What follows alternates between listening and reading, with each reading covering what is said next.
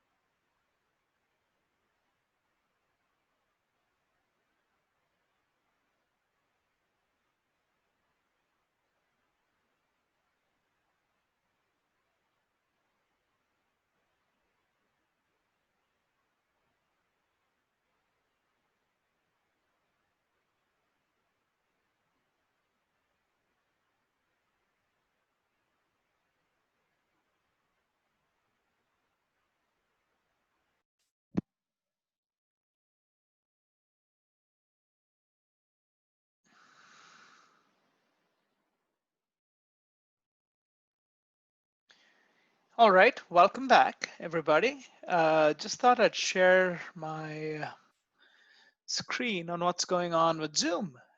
For those of you uh, who are, well, I guess everyone's inconvenienced by the lack of chat. Zoom has had an issue this morning. So this is on CTV News. And Zoom had a massive outage this morning. So we are exceptionally lucky that we even got online and were able to complete a portion of our class. Apparently, some people couldn't get on and couldn't get anything to work. So we were saved that trouble. What, of course, we are still experiencing is an inability to chat or for me to use any polls. So again, unfortunate as it is, this is how it is. We have a Zoom outage. I know there are a couple of students who had difficulty logging in this morning, and it's all related to the same problem, to the Zoom outage itself. I'm hoping this issue is resolved tomorrow and we don't have to deal with any more problems. Hope everybody had a good lunch and a few minutes to themselves. We're going to get right back into the course. Does anyone have any questions before we get started?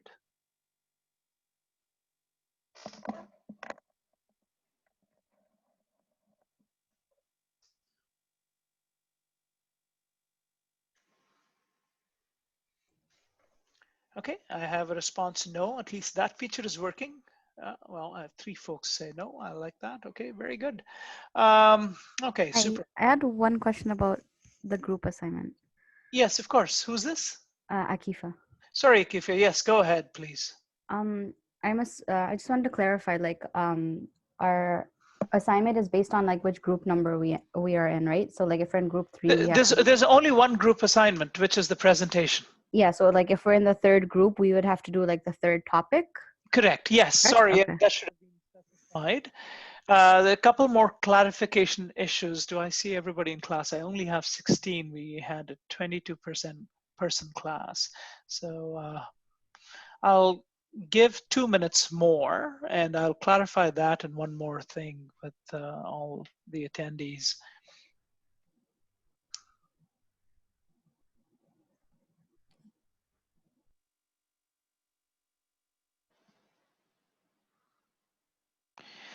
Michelle, you have a question as well? Yes, can you hear me? Yes. Okay, I do have a question for the written assignments. Yes. Do you have a preference in kind of, I know that you don't want it referenced or anything, but do you have a preference in the written style? Like, do you want APA or MLA?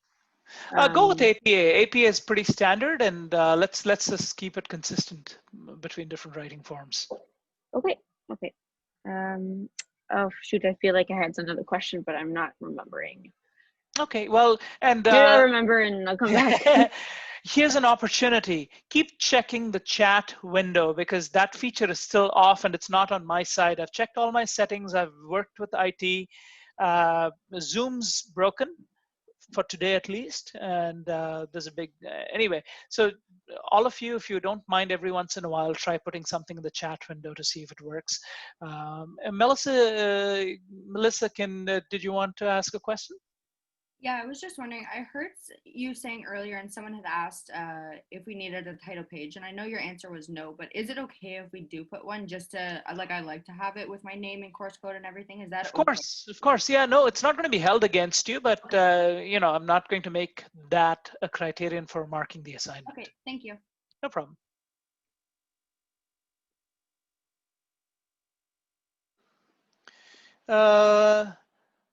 Michelle? Yes, I remember my question. Oh, good. Do you have do we have to, can we do it like from my perspective? Can I write I and me and or I believe, or do you want it completely like facts? A third like person? No. Well, which assignment are you talking about? Because there's one assignment which is completely fact-based, and the assignment number 1 is you commenting about perspectives. You know, when you're commenting about perspectives, I have no problem with the first person because you are offering me your perspective, so that's okay. So then the assignment 1 and 3 are different then. One of them would be, from my perspective, one's not. Assignment number 3 is a bunch of questions that you answer, so it's not quite the same. So no, it's not really opinion based. Not so much opinion based. You are still interpreting the text. You're not copy pasting what's in the textbook, but it's not necessarily, there's not much room for writing I, me kind of stuff. Yeah, no. Okay. But assignment 1 will allow you to write in the first person if you so choose. Okay, thank you. No problem.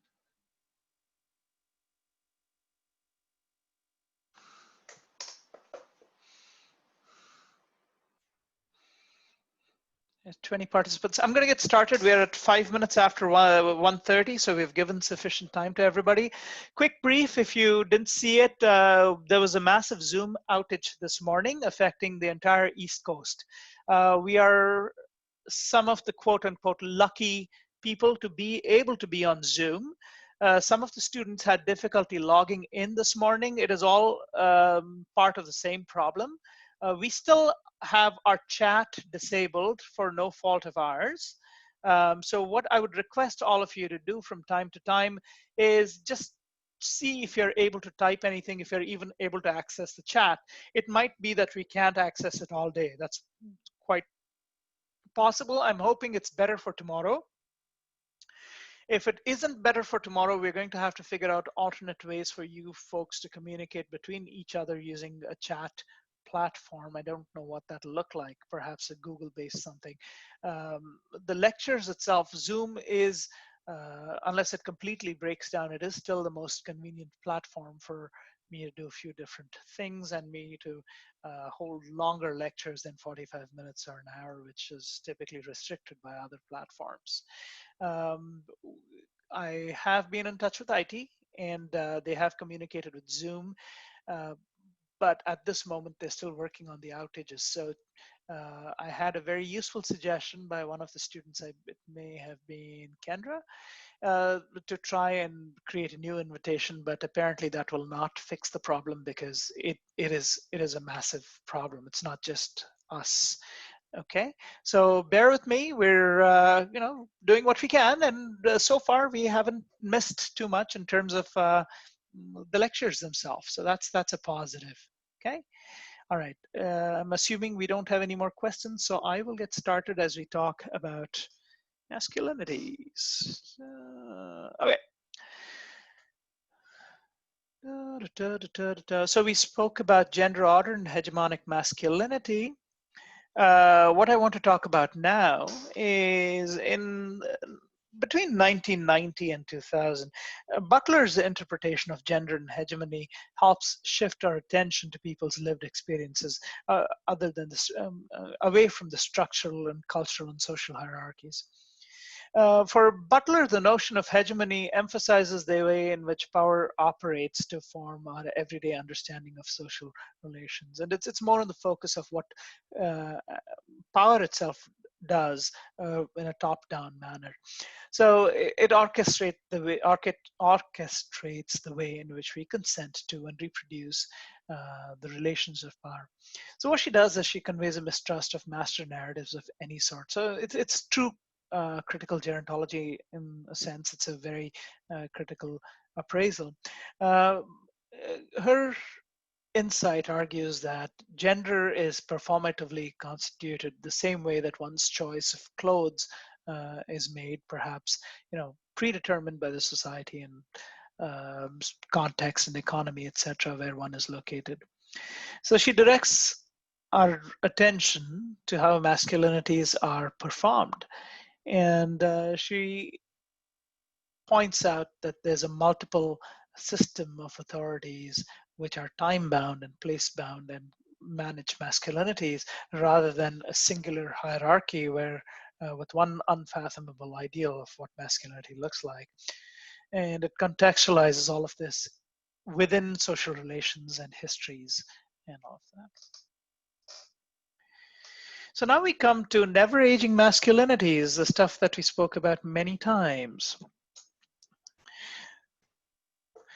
The author has difficulties with some of the people who he has cited who have done significant work, both Connell and Spector Mercil.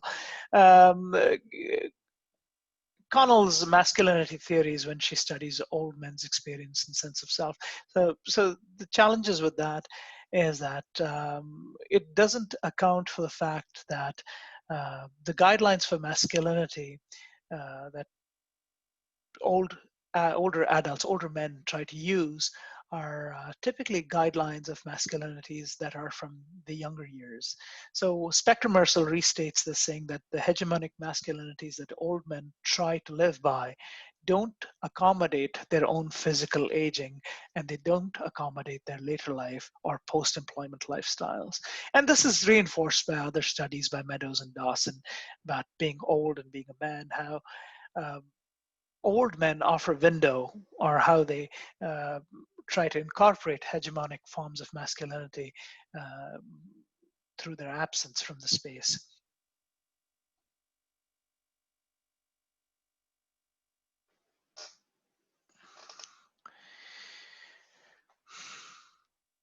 Does everybody understand what hegemony means? Do people understand what we're talking about? Does anybody have any questions? Are you comfortable with the terms? I know I'm throwing 4 questions there, but answer anyone.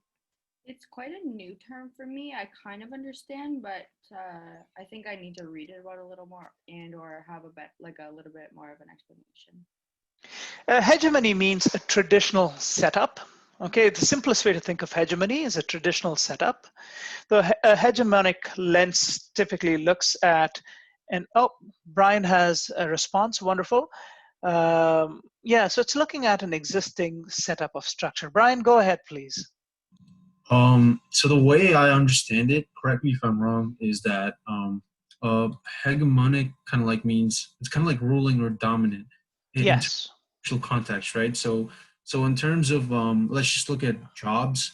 In terms of physical labor, like factory jobs, you'd find the male to be more of like hegemonic, like they're the dominant people over there, right? Does that make sense? Yes, and that's so. Thank you, Brian. So that's a great way to look at it. So, like Brian says, it's hegemony. Hegemony is a hierarchy or a system in place. Just like so, there's an increasing order of power and a decreasing order of power. Okay, that's a hegemony. So, for example, he gives the example of factory workers where male is dominant, and that's the hegemony there. In a patriarchal society, males are more dominant and they have more powerful social roles, and they control power. So the hegemonic perspective is essentially recognizing that power flows a certain way. There are some groups that are more powerful than others. So in a very crude way, that's a hegemonic lens. Thank you. That makes sense. And thank you, Brian, as well. Okay, very good. Yeah, just stop me because there are terms that are new to you, and I may not remember to stop and clarify. Just raise your hand or something that just gets my attention. We'll stop, because it's a fun course. We're learning a lot of stuff, but then you develop gaps in learning when you don't understand a couple terms, and I keep talking about the same terms again and again, believing that you understand them, and that's not actually the fact. Okay, thank you. Good. Oh, did we have anything else? Did anything pop up? Okay. Oh, all right, we're good. All right. What were we talking about? We were talking about liquid and solid masculinity. So hegemonic masculinities are always expressions of established institutions and social practices, right? For example, the traditional marriage, the traditional role of men in society. And the role of hegemonic constructions is very simple. It's to reinforce or strengthen the people already in power. The goal is to maintain the privileges and interests of some people. Masculinity is also hegemonic because there are some people who are disproportionately more powerful to other people. Some men disproportionately more powerful than other men. This is not a hard concept to understand, right? We see that.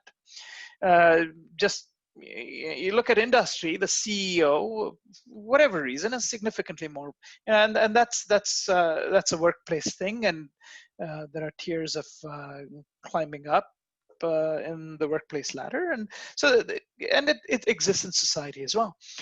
Now, institutions, social institutions, and social practices, they work to maintain the privileges and interests of some men, not everybody. When Connell published her book, Masculinities, in 1995, her thinking basically represented the modernist prerequisite of hierarchically ordered gendered relations, which are not evident within the institutions of education, law, class-based employment, and so on. An alternate starting point from Connell is Zygmunt Bauman, who called the liquid modernity, who called this the liquid modernity of the times, which means basically that there's no solid hegemony anymore, it's called the solid modernity that has existed for the longest time.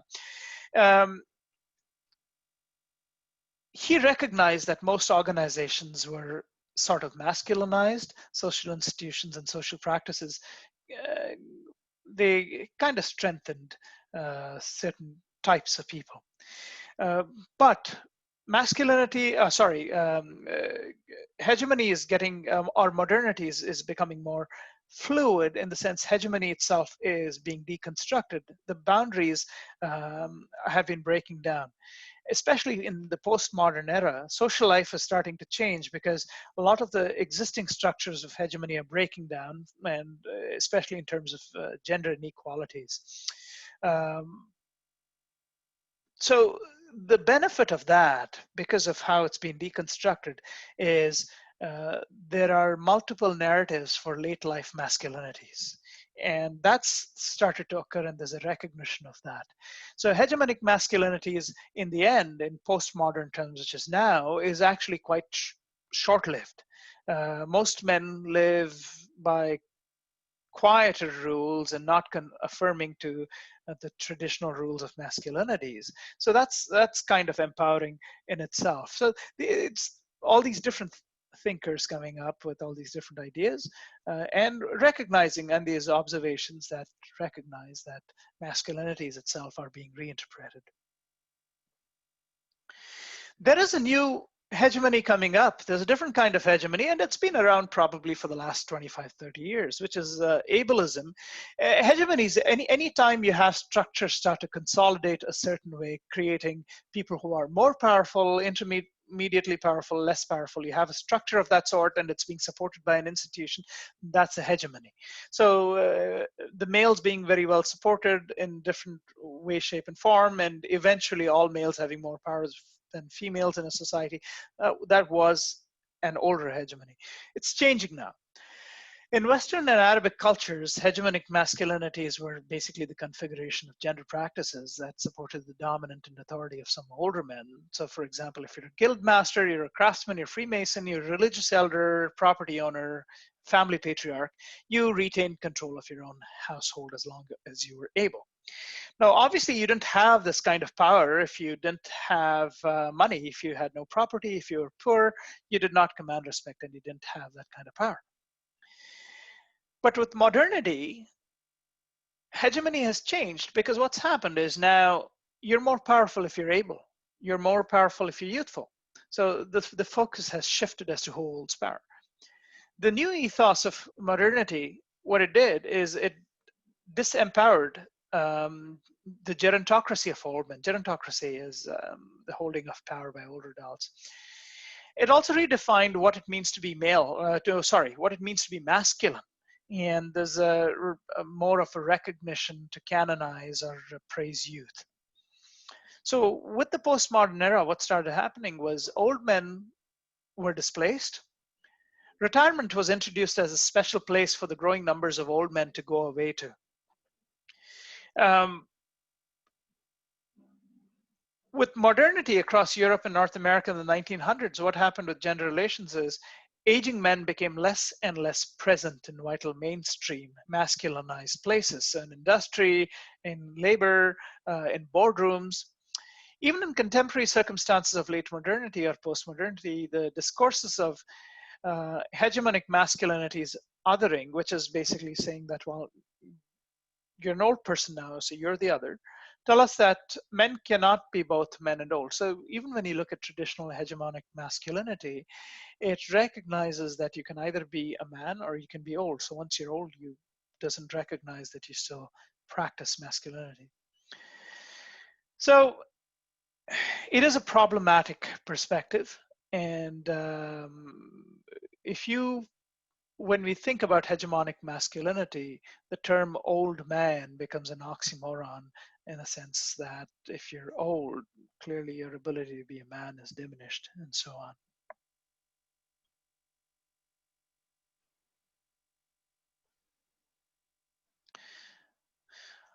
Obviously, the models of hegemonic masculinity are limited, and the narrative, it's been useful for theorizing and researching gender relations at a structural level. For example, which men are subordinate and why?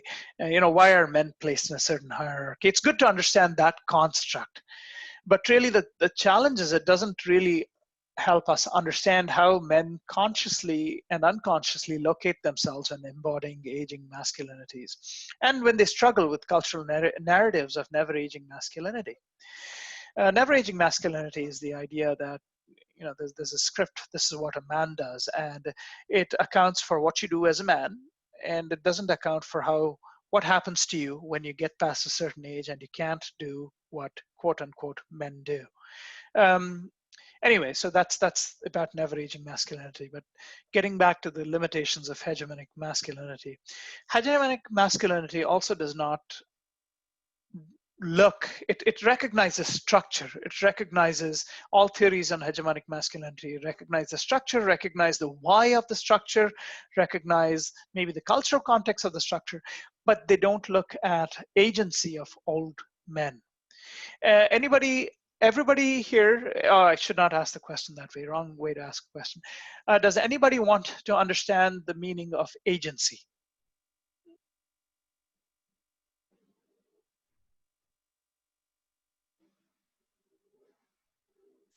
I would like to understand a little more agency. Okay, wonderful. Agency is what thank you for posting yes, I'm able to see that. Thank God, at least that works. Anyway, the idea of agency is being able to do things on your own. It's a notion. It is, so for example, let's say you're working with a bunch of people who have different, let's say you're working at an obesity clinic, okay? And you have a bunch of different clients, all of whom may be struggling with different challenges with managing their weight. And you have some people who have been more successful than others. And in your particular situation, this may not be true at all for all situations. In this very specific example, in my made-up example, you might find that a few people are far more successful than few others because they have spent more time working out every day, eating a proper diet, and generally having healthier lifestyles, okay? And when you think about it to yourself, you think, well, these people took matters into their own hands and they changed the health outcomes that they might have had if they didn't do any of these things, okay? So taking matters into your own hands and trying to do stuff is called agency. Agency is a very important concept because agency makes the individual accountable for what they're about to accomplish. But at the same time, one has to remember that agency is contextual too. You can have a lot of agency, but in the wrong context, regardless of how much agency you have, success might still be a challenge. So for example, if you're a brilliant genius in astrophysics, but you're in a war-torn part of the world, all of your skill, all of your ability all of your agency will not have the best outcomes. You're not going to win the Nobel Prize because your context still affects your ability to be successful. Anyway, so agency is that depending on yourself to get things done. Okay, so that's what agency is. Counting on your own abilities.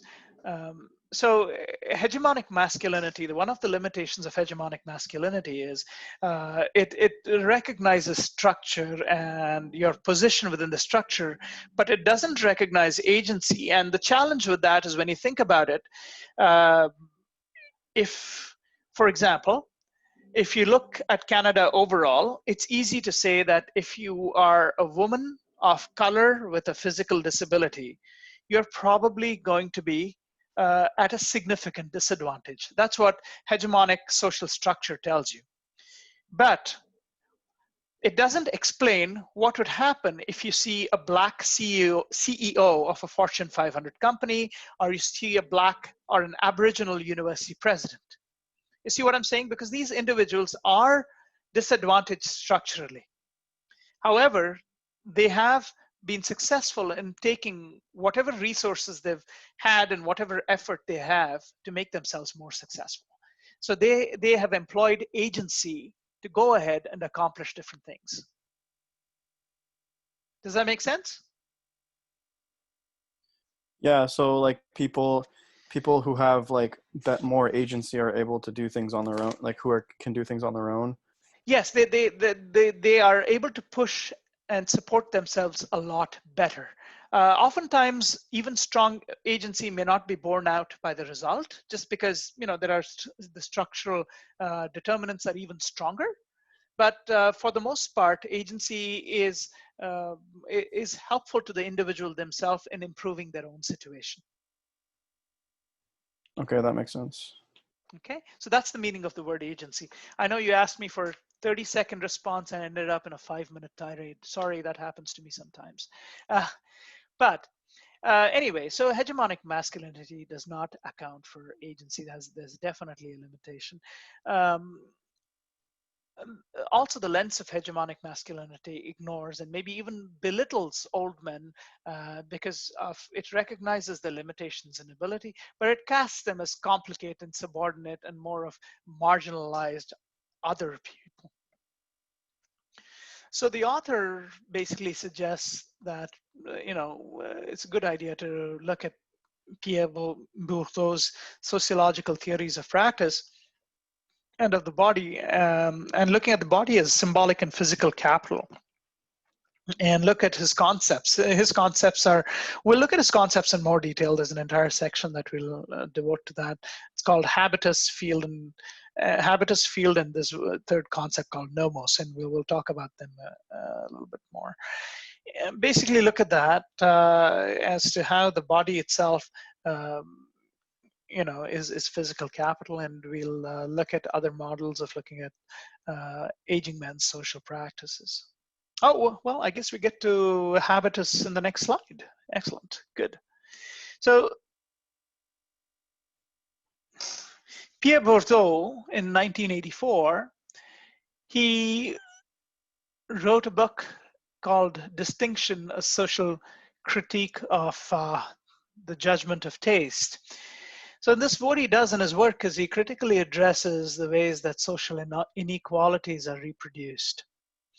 For Bourdieu, the social world is made up of fields. So what we know as determinants, so many of us have looked at social determinants of health. So he uses different terminology. He talks about an individual social world. He calls it fields. So the example of a field, education is a field. You have an education, that's one of your fields. You play sports, you're an athlete, that's another field of your life. Or you don't play, it's still a field. Whether you play or not, it's still a field. It either helps you, hurts you, or has no relevance to your life. So he calls, it's a metaphor for social and institutional arenas. So for example, your education is a field, which college you went to, that's part of your field, where you went to high school, what kind of degree you have, it's a field.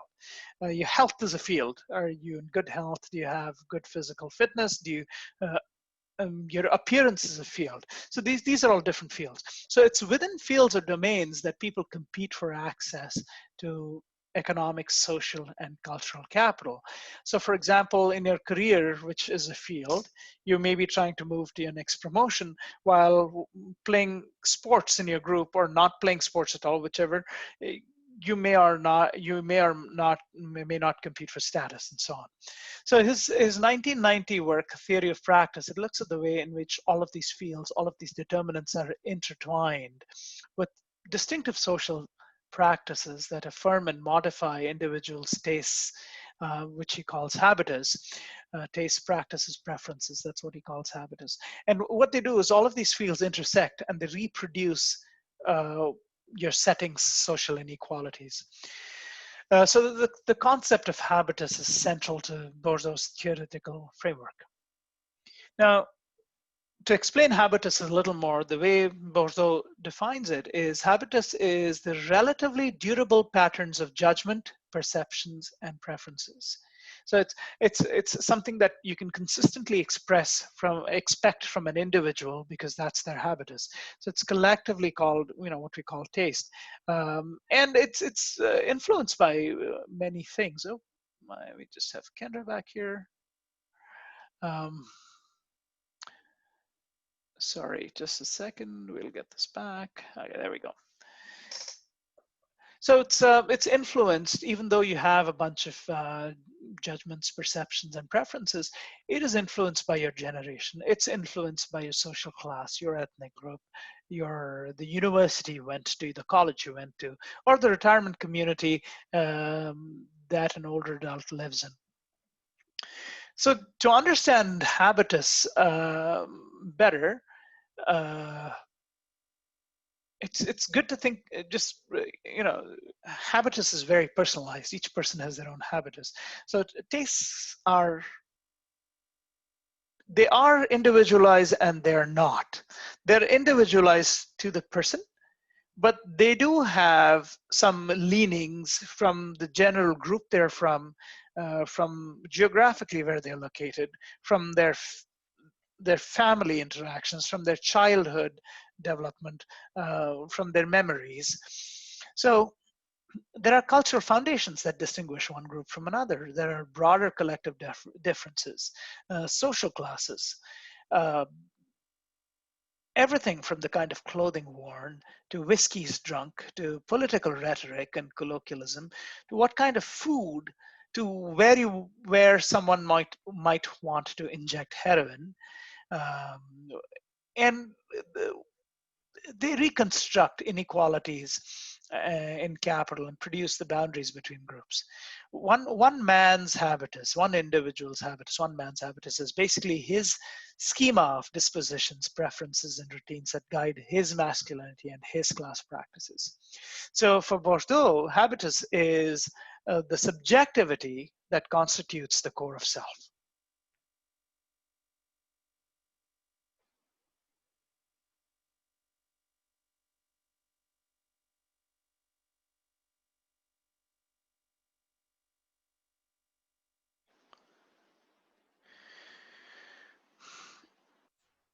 So Bourdieu goes on to talk about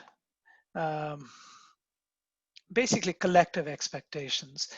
And, there are collective expectations from a society, from your location, from your culture, that tend to inscribe themselves in bodies in the form of permanent habits.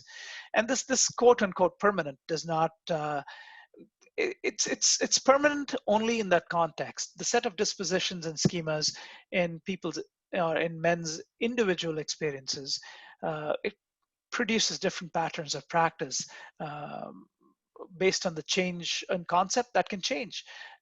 And people's habitus is fluid enough, and it often changes when they're navigating unfamiliar places, unfamiliar fields. People often acquire habitus by internalizing the particular rules operating within fields. So, think about business, art, a sport, a marriage, etc. They basically take up the rules. So for example, if you're learning a new sport, you're learning soccer, you've never played soccer before, and somebody explains to you, well, you got to kick the ball, and you got to kick the ball in another direction, and the objective is to kick the ball across the net on the other side to the team that's opposing you. And in order to help you with getting the ball to the net, you might have to pass the ball and you might have to receive the ball. So you learn these rules of the game, even though you've never played soccer. And within a few tries, you're successfully playing soccer. We're not saying professional soccer. You're able to kind of go ahead and carry on with the game. So the ability to absorb new rules is not just in sport, it's in everything. So that's why people's habitus or tastes change. And what they do is they absorb or embody the underlying nomos.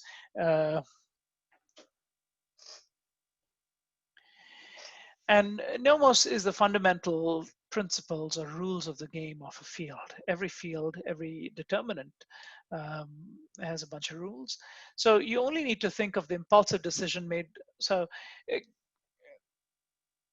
even when the author provides an example that when you think about the tennis player who serves the ball and runs up to the net, it's something he's adapted within the bunch of rules that he may have learned up while learning how to play tennis. Okay, so within almost, even after having the set of rules, people might adopt their habitus to incorporate new things which may not have been overtly specified.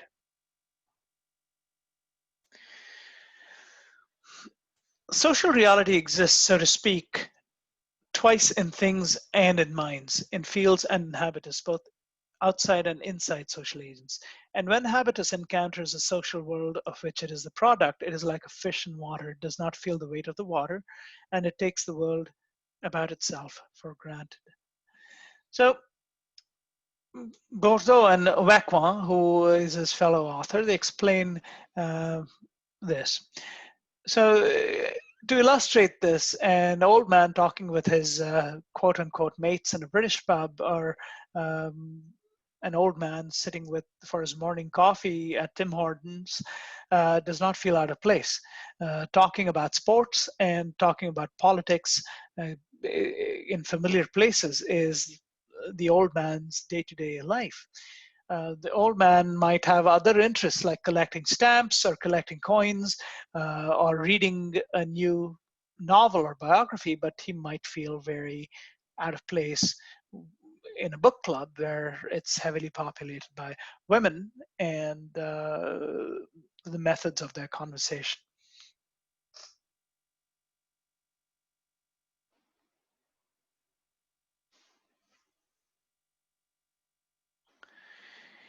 One of the things that Bourdieu wants us to understand is in fields, which we talk about as different determinants, different areas where people live in, which, examples, marriage, career, sexuality, and so on. As people maneuver in their fields, they express and adjust their actions in the field. Whether you're playing a ball game and then you might be extremely competitive when playing your tennis game or when at a ball game, and then an hour later, if you're a grandparent, you're going to come back to your grandchild and you might read them a storybook. Okay, so the people adjust their actions according to the field. Within a field, we gain knowledge, we gain status and authority, or in Bourdieu's terms, cultural capital, symbolic capital, and social capital. Bourdieu mostly focused on the class tastes and inequalities that is reproduced in different fields. But he also wanted to theorize to look at generations as fields. So for example,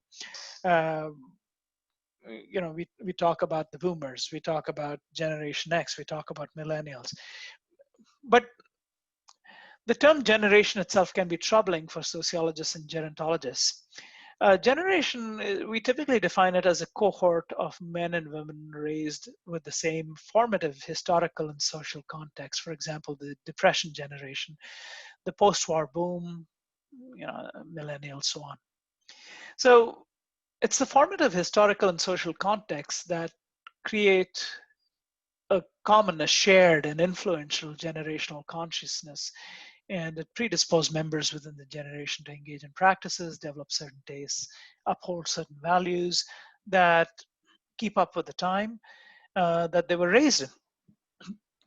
Bourdieu recognized that the antagonisms between generations, they're often referred to as generation gaps, are essentially clashes between systems of aspirations formed in different periods.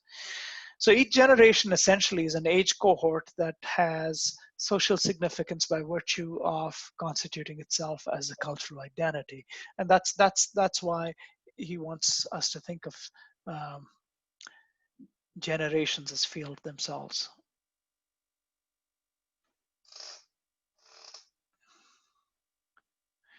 So when you think about generations being their own field, if we start to harness the idea that generations have their own habitus, or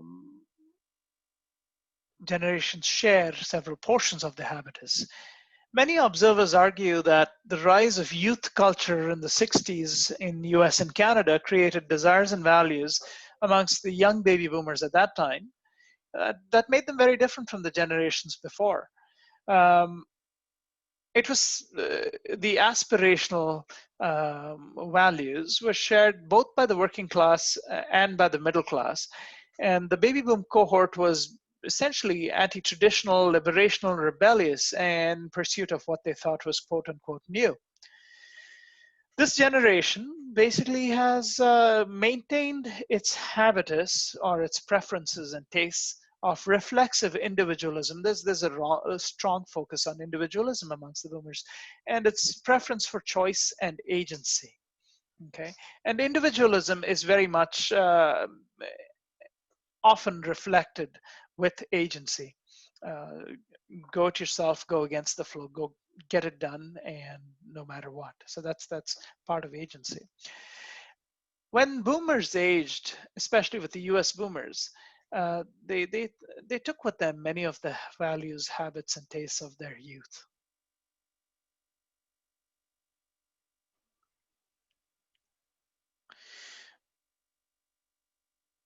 Bourdieu's constructs work very well with agency, unlike hegemonic constructs of masculinity. So some scholars contend that only in the late 20th century did the idea come that personal agency can be exercised over how aging will be experienced and expressed. So it's weird that it took so long to basically come to the conclusion that how you age, there might be some personal control over it and how it's experienced. In other words, the newer generations of older adults are maintaining their independence and agency in old age. Well, look at older adults today. And I'll tell you from personal example, I do a lot of things with older adults, not in from a professional manner. I golf with older adults because I enjoy golf when I have the time. Didn't do it this year because of COVID, but yeah. I play tennis with a lot of individuals who are over 60 and some of them in their 70s. Anyway, the point is there is a lot of control expressed by older adults in managing their later life.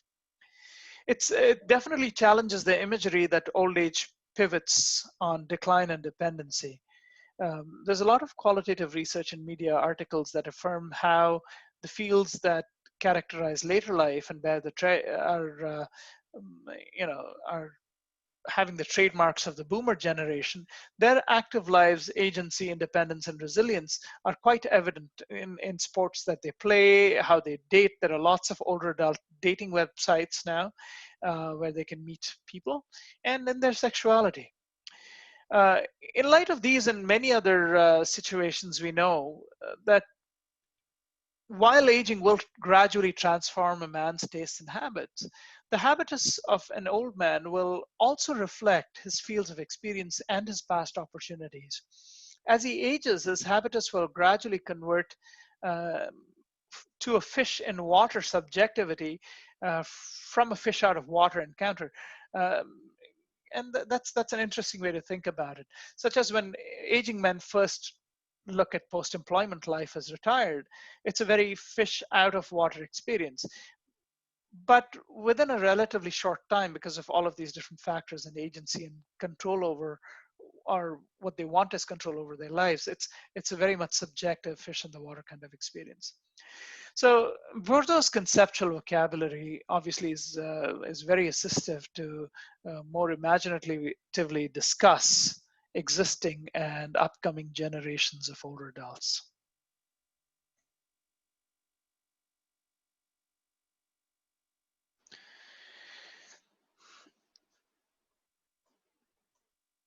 So while we said habitus is a bunch of preferences, tastes, and likes for men, habitus can also be viewed as a class. When we unpack all of this and apply Bourdieu's conceptual framework to old men, we can expect that some old men's preferences, opinions, and tastes would have more authority than others. And that kind of overlaps with the hegemonic construction itself, except that it doesn't imply that there's a structure in place that defines it. Others, such as Coles, have argued that within masculinity itself, there are sites of domination and subordination, orthodoxy and heterodoxy. Orthodoxy is maintaining the status quo. Heterodoxy is seeking change. There's submission and there's usurpation. Individuals, groups, and organizations struggle to lay claim to the legitimacy of specific capital within the field. So both his and Bourdieu's argument is to encourage us to anticipate that old working class men who are retired factory workers will talk, swagger, and participate in different conversations compared to old men who attended university. And both groups will have distinctive cultural capital that is invaluable for their lives, even if it is a basis of class inequality. Their relative respective class capital can be recognized in their distinctive practices, relations, and subjectivities. Now, an illustration of how Bourdieu's constructs of habitus, capital, and field can make sense of men's aging practices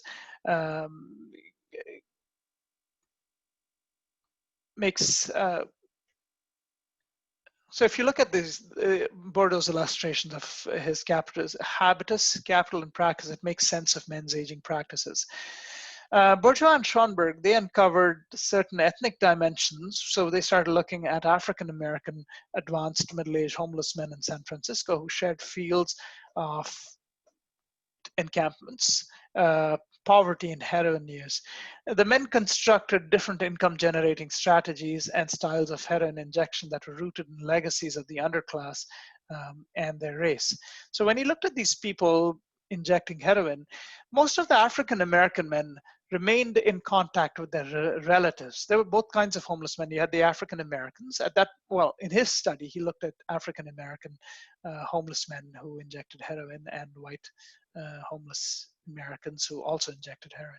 So most of the African men remained in contact with their relatives, and they maintained their identities as Black men, not necessarily as down and out homeless men.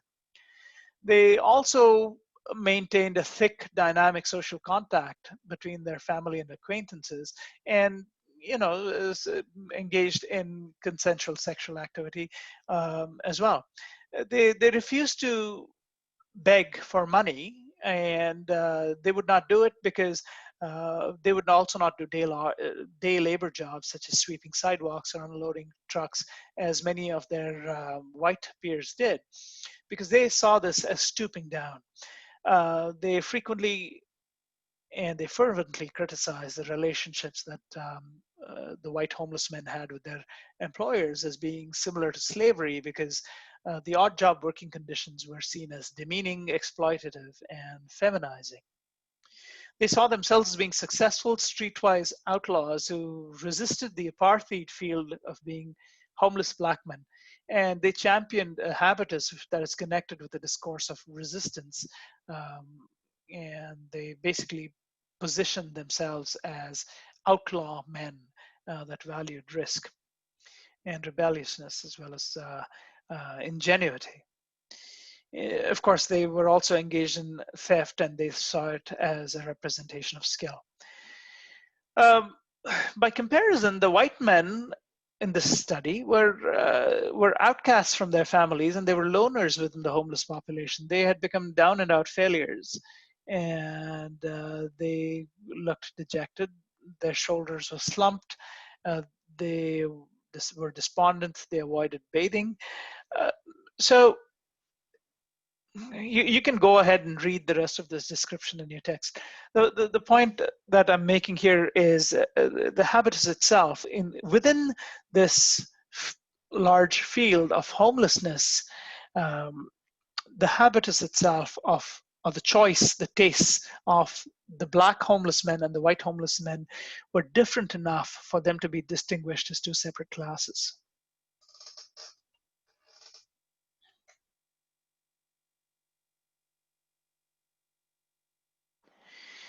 Now, Bordeaux's sociology of practice, it was very valuable for the investigation of ways in which homeless men's habitus and bodies transform and kind of point towards their distinctive ethnic trajectories within the field of homelessness and heroin use. Even though collectively living in abject poverty, the men's masculinities and practices were quite different, and their tastes were quite different. How they used heroin was quite different. Bordeaux stipulated that the natural, quote unquote, natural bodies materially transformed because of one's activities, food, and social histories into a distinctive body, which is manifested in posture, bearing, or even style of walking. He discovered that men's distinctive class and ethnic-based body forms, even homelessness and how it's lived within, is a testament of each individual's construct of habitus and their fields. Just if you're any good as a sociologist, you will be criticized. And despite all the references to Bordeaux, there is a criticism of all of his very valuable work. We'll see in later lectures Bordeaux's sociology of practice and body. It is very valuable for understanding old men's lives. But there are some issues. The author finds some of his views problematic. Bordeaux's observation that social aging is nothing other than slow renunciation or disinvestment, which leads agents to adjust their aspirations to their objective changes, to espouse their condition, and become what they are and make do with what they have. So Bordeaux's notion that people have to slowly give up on stuff in accommodating reality, it's problematic for our textbook's author, and I can understand why, because it makes the assumption that there is only decline ahead and there's a lot of adjustment that's needed. Bordeaux also pointed out that the aging process might even entail self-deception as to what we are or what we have. But the author disagrees with him as a gerontologist because Bordeaux's sense of aging for accepting continuous loss and readjusting to all losses in life is kind of ageist, okay? If it's not ageist, it's at least very, very narrow. And it's representative of a cultural view from 35 years ago, from 1984. So it's a little bit dated, and a sense of aging obviously precedes the rise of the change of the third age culture, what we see right now with very able older people, especially with the boomers going into retirement. Okay, so that's the slow renunciation, disinvestment of status is definitely something that the author disagrees with, and I'm with the author on that. So now we have to look beyond never aging masculinities.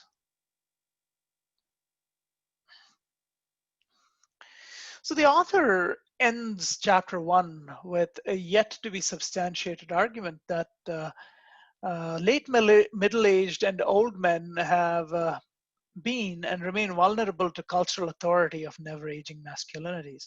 I agree. I mean, I think the assault through media, the assault through narratives, through interpersonal discourse tends to project either a never-ending masculinity that old men must subscribe to, or a masculinity that's constantly being threatened because of age. That's how it's presented. The authoritative media is very powerful, and media keeps talking about old men, old people, but definitely age as being a vulnerability. And the authoritative voices have deep roots. Um, the issue is they go back to the persistent male-female binary, and sometimes to essentialist thinking, and that's something to recollect. If you don't remember what's essentialist thinking, just ask. We'll talk about it again, because lots of ideas, lots of concepts, and it's easy to forget. No problem. We can talk about it a second, third, fourth time, doesn't matter. Anyway, so the problem with cultural authority is it goes back to essentialist thinking that nature determines gender relations and inequalities as much as nurture. The cultural authority of never-aging masculinities continues to have favorable reception within the discourse of traditional masculinity, and of course within the medical discourse and successful aging.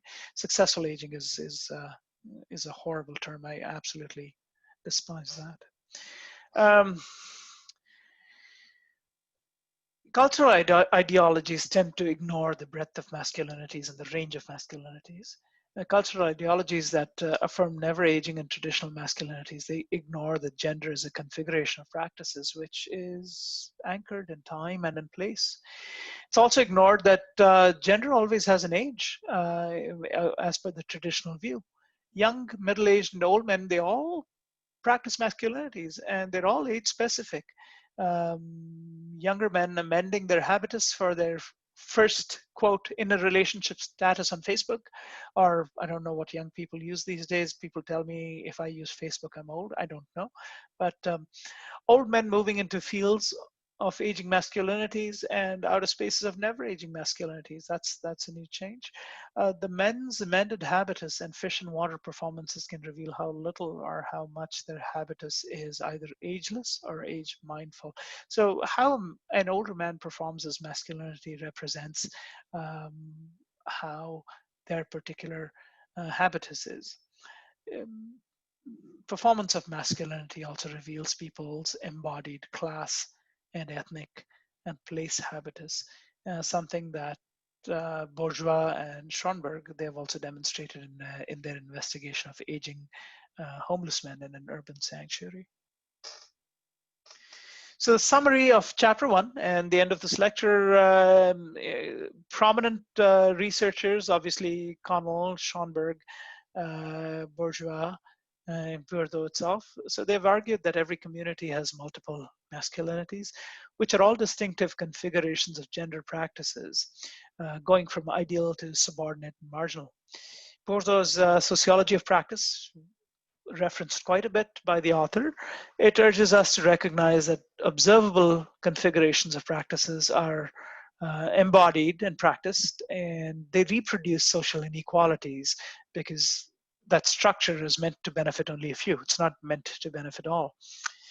This is, again, the example of the African American homeless men and white homeless men example has been stated. We spoke about that a few minutes ago.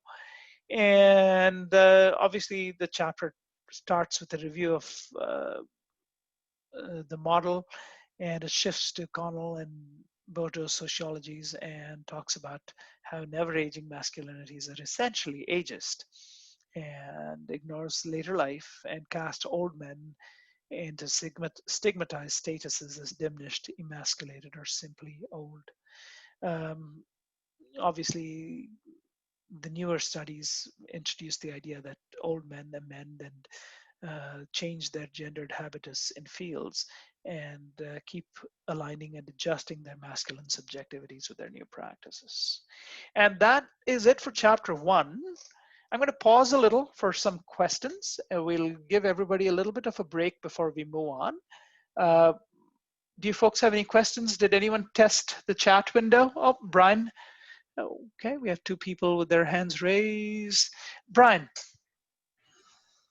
So I have a question about habitus as a class. Yes.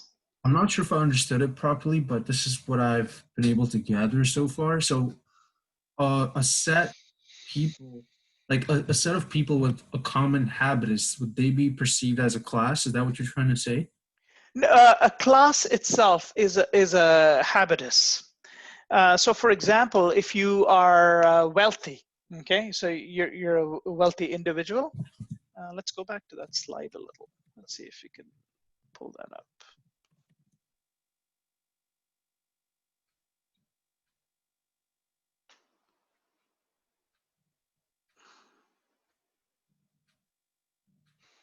No, I think it's after.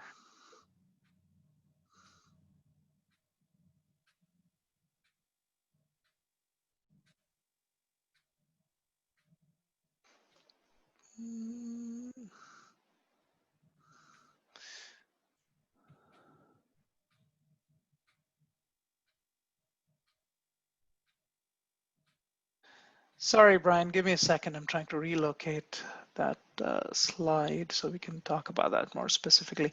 Now, class itself can form, habitus is a bunch of preferences, right? Bunch of preferences, basically your perceptions, your judgment, and all of that stuff. And class itself can contribute to the habitus of an individual. For example, if you were a wealthy individual, you would have a certain set of preferences that reflected your standing. For like the wealthier people I know, giving you an example, they tend to buy better, tend to buy luxury automobiles. That's their taste. They tend to buy organic food all the time. They tend to fly long distances for their vacations. They live in luxury resorts. It's a bunch of their tastes, right? So it's their habitus and it's a function of their social class. Right. So if you're like this is my example, like so if you're like from the working class, you'd tend to have like a personality of being cheap, or you tend to be cheap because you're from the middle class. Would that be like a habitus associated with like class? Absolutely, and you identified that correctly. So your habitus, because of your class, if you're middle class or you're working, is, hey, I got to build a shed. Okay, let me see how I can do it myself. So even if you don't know it because you don't have the resources, you'd much rather figure out how to do it yourself first. There is some self-reliance to it, but there's also an absence of funding which makes you want to make that choice. Right, right. So in that way, you know, your habitus is influenced by your class. Right, that makes sense. Oh, and I had another question as well. Sure, sure. So coming back to vulnerability to cultural authority. Yeah. So would that be like your cultural authority kind of forces you to confine to the societal norms that you have to fit in with as a male? Like, is that what it means? Yes, as to the rules that pertain to being an old man, right? So, for example, if you are over a certain age, and you know you stare at an attractive person, you're seen as a dirty old man, Right? Right? Just because that's not age appropriate. Right. And that's defined by culture. That's defined by your society. It's a construct of the culture you're in.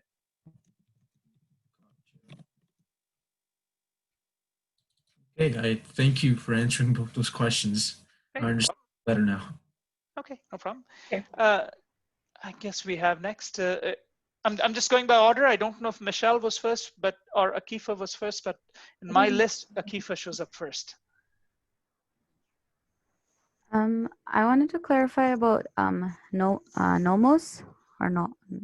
Yeah, nomos are the rules. Nomos are the rules of any field.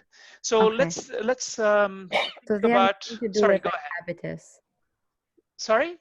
Like it's completely different than From habitus. Yes, Yeah. yes. Okay. Habitus is a collection of tastes, preferences, and habits that are pretty consistent for a person.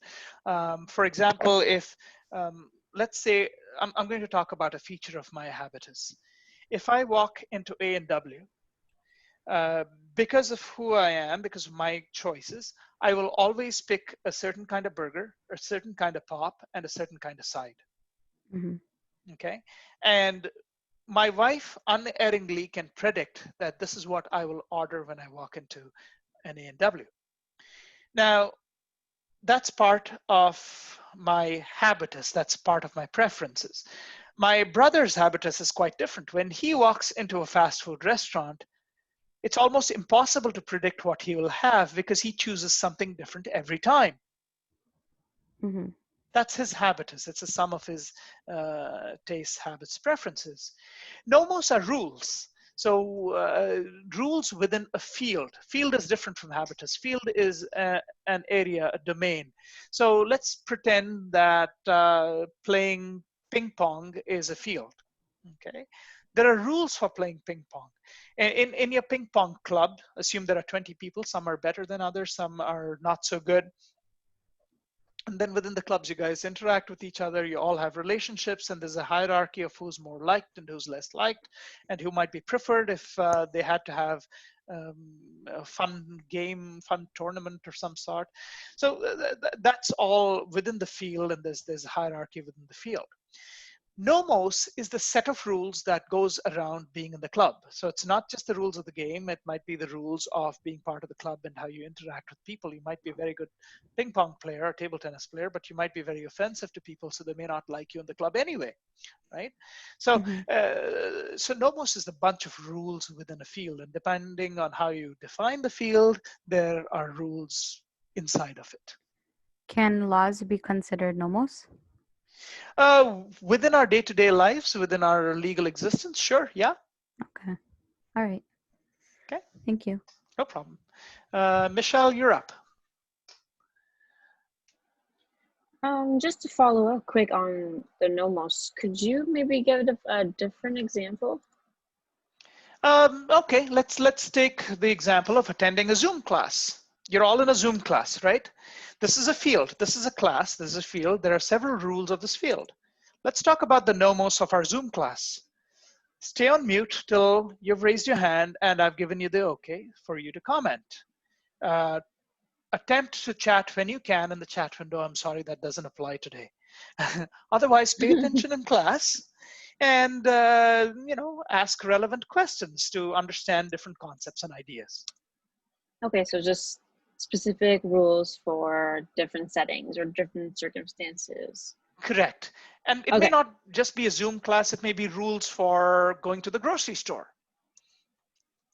Everybody goes to grocery stores, but you know, we have certain rules now. For example, you wait in line to get to the cashier, or in this case, if you're self-checking out, you wait in line, and now there's social distancing. So those are the nomos of our current, the process of grocery shopping. Okay. So my first question was, I just had more of an example. I was wondering if it was relevant. Like my dad, he's a farmer, but now he's getting into his 50s and he still believes that he can do as much as he could when he was young. Would that kind of be how that works? Like him thinking that he's still, oh, I'm still a farmer, I can still do everything that I used to be able to. Is like that kind of an example, or? Well, it's an interesting situation, that interesting example that you present about your dad. Some of it might be because he's still in his 50s. He probably still has a lot of the physicality and the ability that he did when he was younger. And that not actually. That's what the problem is. He's actually losing some of the physical abilities to do it. But he's thinking that he doesn't. Like he has nerve issues and shoulder issues. Like there are a lot of big issues. But he still does it anyways, thinking he won't be stuck in bed the whole day next day. Right. So he is, I mean, well, he's subscribing to the concept of never aging masculinities, right? He has bought into the idea of the social construction of what a man needs to be. A man needs to be a provider. A man needs to be tough. A man needs to push through. And if he practices masculinity any other way, perhaps he thinks that he might be judged as not being as quote unquote manly as he thought he was. Yeah, okay. I was just sorry. It was just like the first thing I thought of, and it kind of just made sense. Yeah, because you know, there's all this social construct on what it is to be a man, right? So Mhm. it's hard if you've bought into a construct of what masculinity looks like. Um, then you Yeah, continue because to. I'm seeing him kind of getting lost because he's not sure what his role is anymore. Right. I don't know if a discussion after this course, a nice father-daughter discussion, just having a chat, saying whatever you do, Dad, is masculinity. I don't know if he'd buy into that, but you know, it might be a nice Yeah. conversation. Okay. Well, thank you. I just wanted to see if it was kind of the same thing, but Yeah, yeah. It's just buying into existing structures and constructs of masculinity, right? So that's it. mhm. Hey, Okay. Brian, Thank you. no problem. Brian, did we talk, or do you have your hand still raised? I have a feeling. Oh, my apologies. Of, No problem, no problem. okay. Uh, I'll see if I can do that from here. Okay, there we go. I can. Okay. Next we have Joan.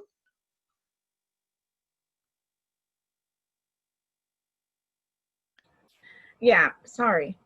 No I problem. would like you to explain for me again the phrase of fish in water and fish out of water. Oh, okay. So fish in water is basically someone adapted to their circumstances very well, and fish out of water is when everything strikes you as shocking and new, right? So the example, the reason they talk about fish in water and fish out of water concept is, and the example that the author uses is retirement. Pre-retirement, while you're in the workforce, it's a fish in the water situation, correct? Because you're comfortable with your identity, with your circumstances, with who you're interacting, and so on. When you retire, the first experience of retirement is a fish out of water. All of a sudden, no social contacts. You got nothing to do all day except cut your grass 5 times if that's what you want to do. And it depends. Every old man is different. We're not suggesting that all old men will do exactly that, but it's a new experience. It's a fish out of water experience. Over time, the retired life or retired perspective becomes a fish in the water because that's normal to you as to how your habitus is constructed around your retirement. Does that make sense? Okay, thank you. No problem, Joan. Tree, you're up next. Hi. Yeah, Hey. so I had some questions around nomos. As I understand it, they can be spoken or unspoken. Correct. And how we learn I guess, the unspoken or the unwritten rules is trial and error sometimes. Correct. Or you have a mentor that kind of guides you into how to behave in a certain situation, I suppose. And I guess what we're talking about with masculinities is that sometimes those nomos are unspoken, and that makes things difficult, especially for older people, older men, old men, in navigating the different scripts that are coming out, the different fields that are coming in, because there's no rules that they can rely on to help them navigate. Correct. Okay.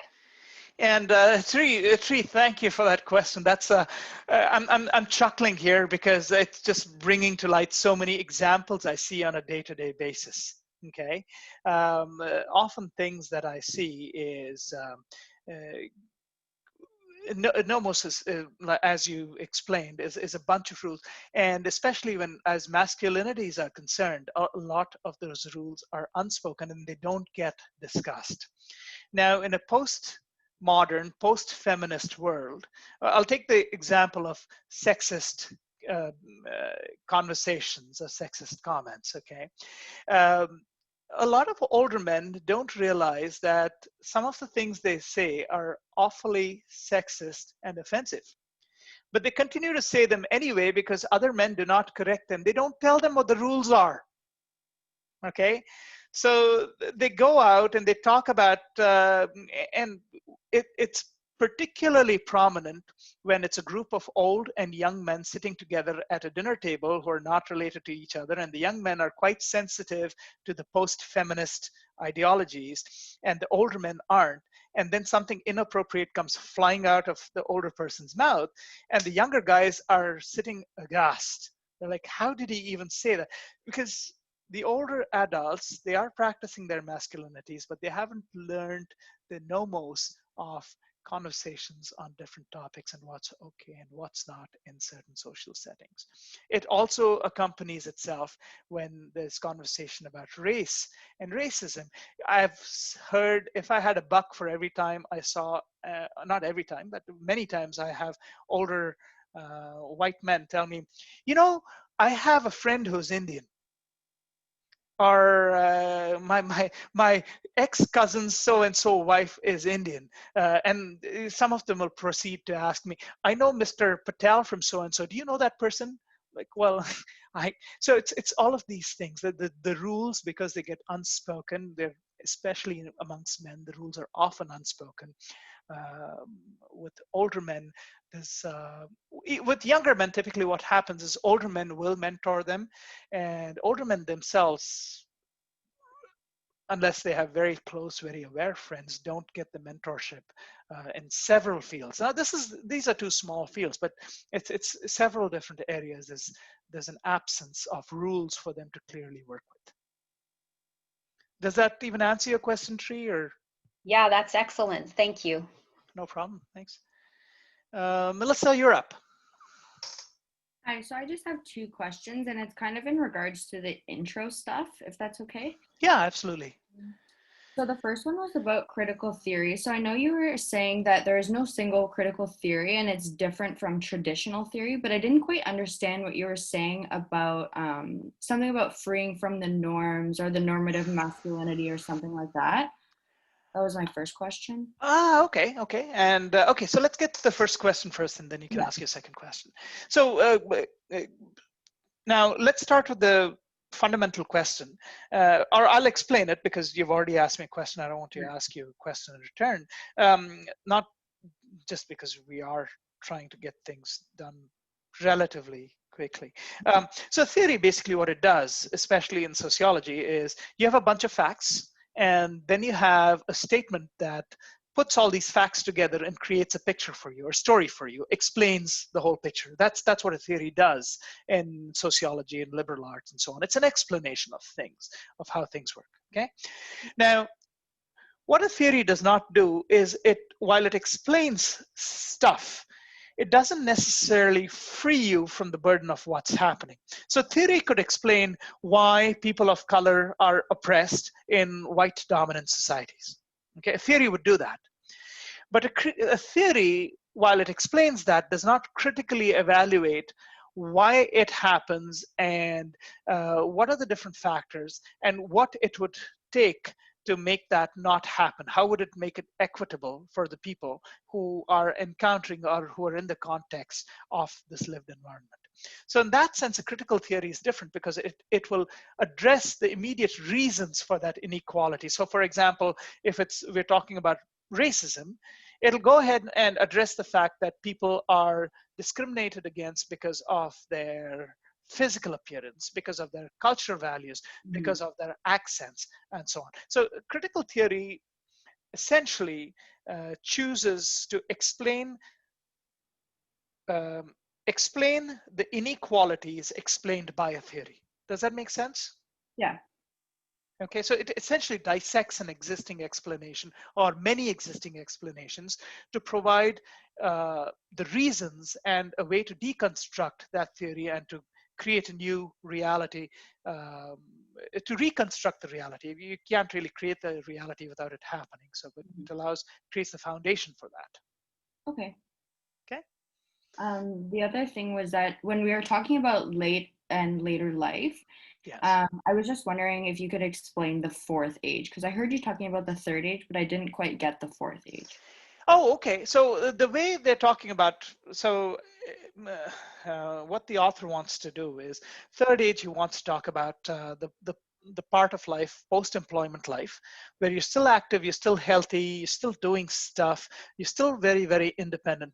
And if you take today's context, that refers to most people between the ages of perhaps 65 to late 70s at least, where people are still, they're retired, but they're still able to go around the world, they're able to do different things, actively golf, actively play tennis, do all of those beautiful things.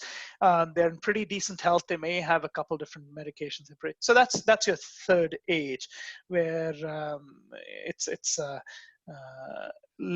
later life.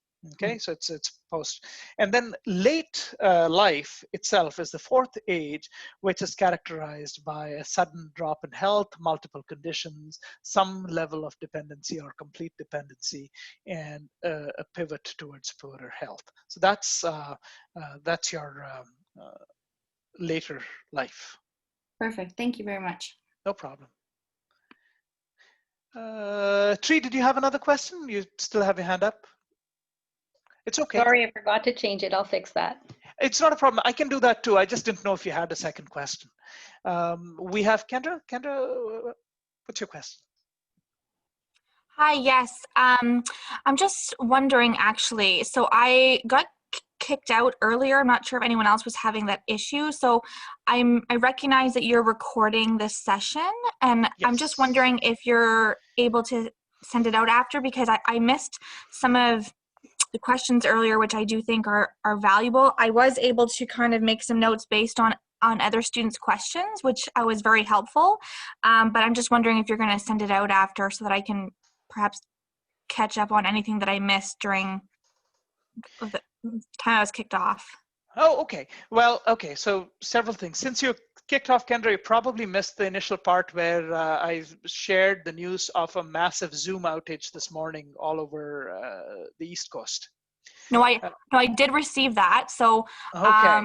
So I just wasn't sure if anyone else was like having that issue, but I was just essentially wondering if you were going to send out the recording for today. So here's what I'm going to do. The videos are very, very long, between 3 and 4 hours each. So I can't send them out, but what I'll do is I'll upload them on YouTube, and I'll post links to the YouTube videos on D2L. So you can go back and you can view them. Obviously, you're going to have to forward or rewind to get to different sections, and there's really nothing much I can do about that part, but at least it'll be accessible. Absolutely. No, that's great. So then maybe I'll just have you clarify something. So again, I did make some notes based on some of the other students' comments in the dialogue, which I thought was really helpful. But just to kind of capture, because I was kicked out even just like 15 minutes ago. Sorry. That's okay. Isn't me. No, for sure.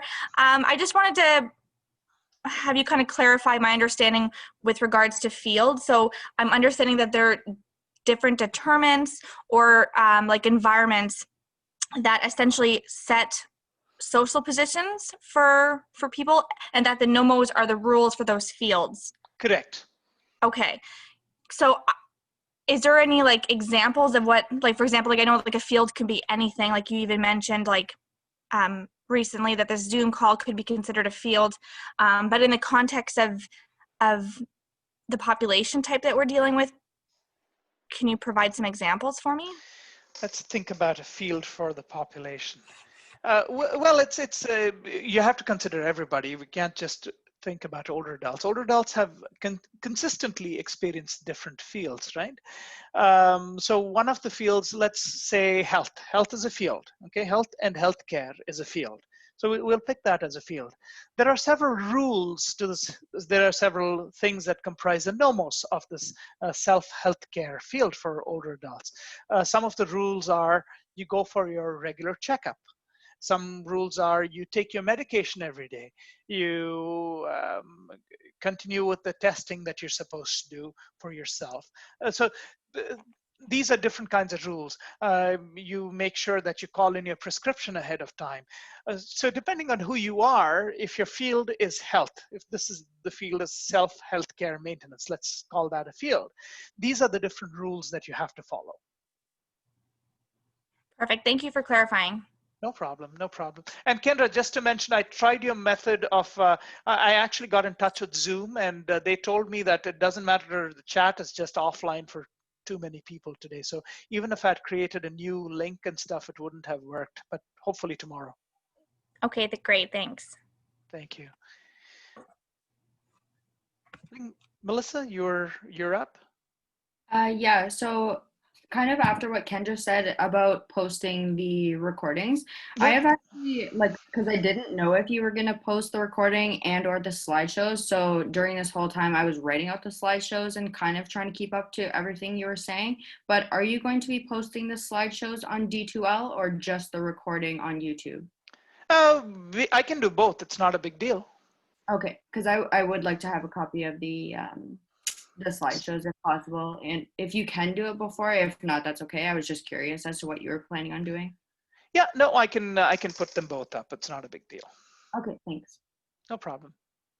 Okay, so what we'll do is we have chapter 2 coming up, and we're done with chapter 1, which was the second lecture for today. We are at 2:55. I can't remember what time our next break is scheduled. And give me a second. Let me take a look. 2:55.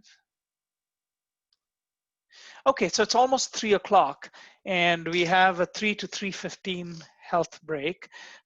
So instead of meeting at 3:15, let's meet at 3:10, and then we'll talk negotiating age relations and aging.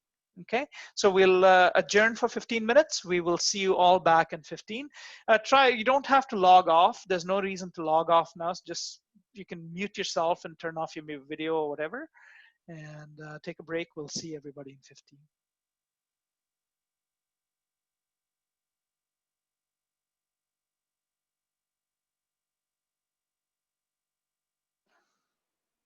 There we go. Okay, we are moving on nicely and on target. We are on to chapter 2. We'll finish chapter 2 today, and that'll be that. And then I'll assign the breakout rooms, so in case you want to meet up as a group and discuss.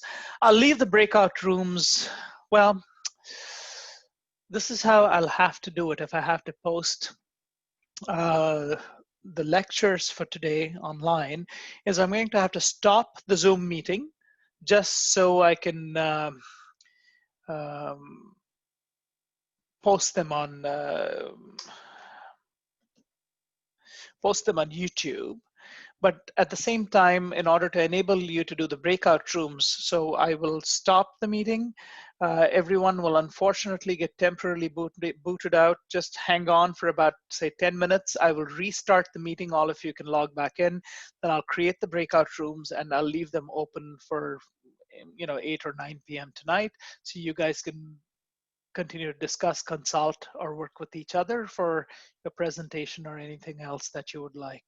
Okay, and that might be the way to do it, so that I can have my cake and eat it too, or whatever analogy you want to use that will fit. Okay, so that's what we'll do. So once this lecture component is over, I'll remind everybody that I'm temporarily shutting down the meeting, and then I'll restart it in 10 minutes, and that way I have access to posting things online and stuff like that. Okay, all right. So negotiating age relations and aging.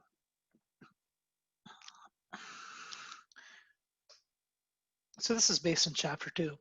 Now, longevity has increased throughout the 20th century. When we think about aging people as gerontology students, sociology students, or even health promotions and other fields, men used to live into their 40s during the Roman era, and women even less, because women were lost to childbirth. But with modern medicine, longevity has increased considerably. Good surgical practices, antibiotics, and so on. So throughout the 20th century, longevity has continued to increase.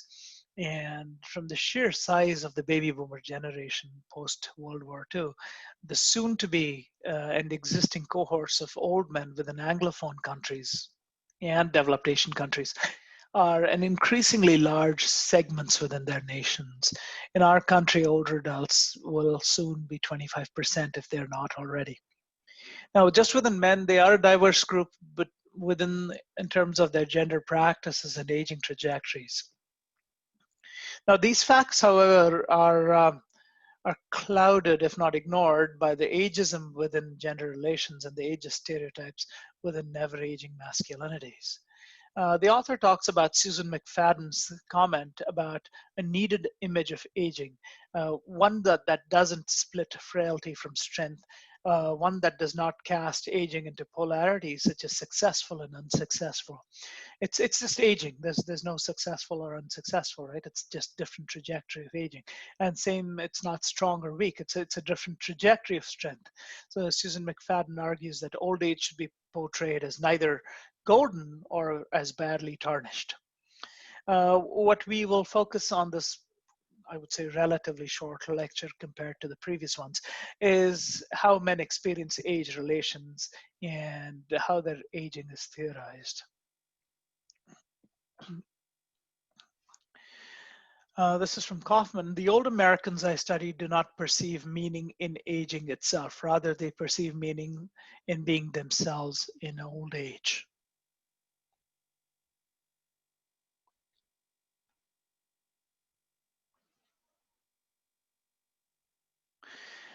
So, over the 19th and 20th centuries, national policies in most advanced nations, they normalized the cultural practice of aging, or the communication was that the cultural practice or narrative of aging is physiological decline and social neediness. So if you're old, you're expected to break down and you are going to need more help and more people.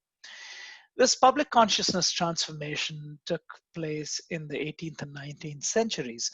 Before that, the old person was the venerated elder, and he had a wise mind, white hair and wrinkles, and a spirited proposition, and he used a cane.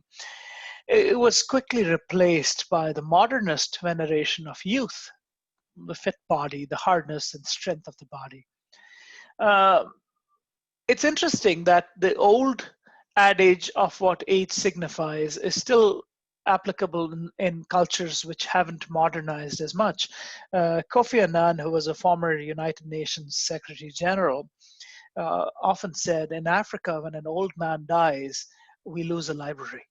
And it's quite poignant when you think about how old men used to be valued for the knowledge and wisdom and how things have changed. The calculation was that masculinity and wisdom of aging gave social authority. It was no longer valid in the industrial world. The core values that emerged in the modernist discourse were that youth was extolled. So you had to be virile, competent, healthy bodies. That's what is important. Economic productivity, not just consumption, was important. And overall, a tendency to not age or not present as aging.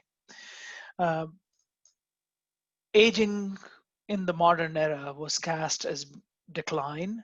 It was cast as loss. It was cast as being demasculating.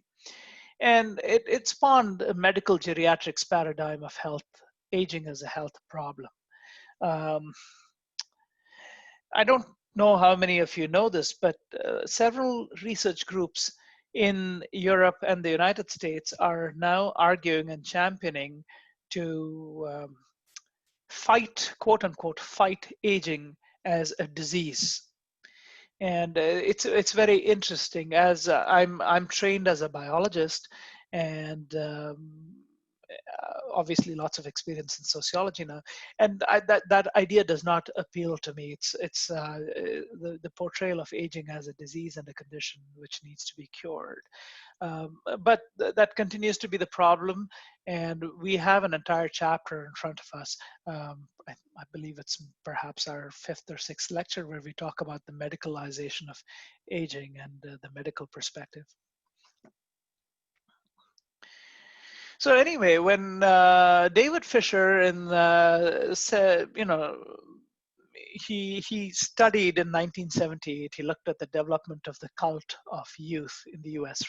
for a 200-year period, from 1770 to 1970.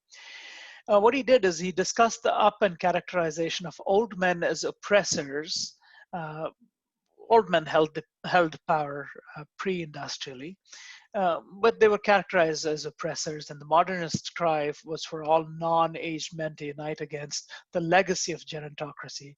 The ideals of masculinity were repositioned to accept new master cultural narratives that valorized youth and fueled stereotypes of old men as frail and dependent, and institutionalized the narratives that framed growing old as a drift towards demasculation.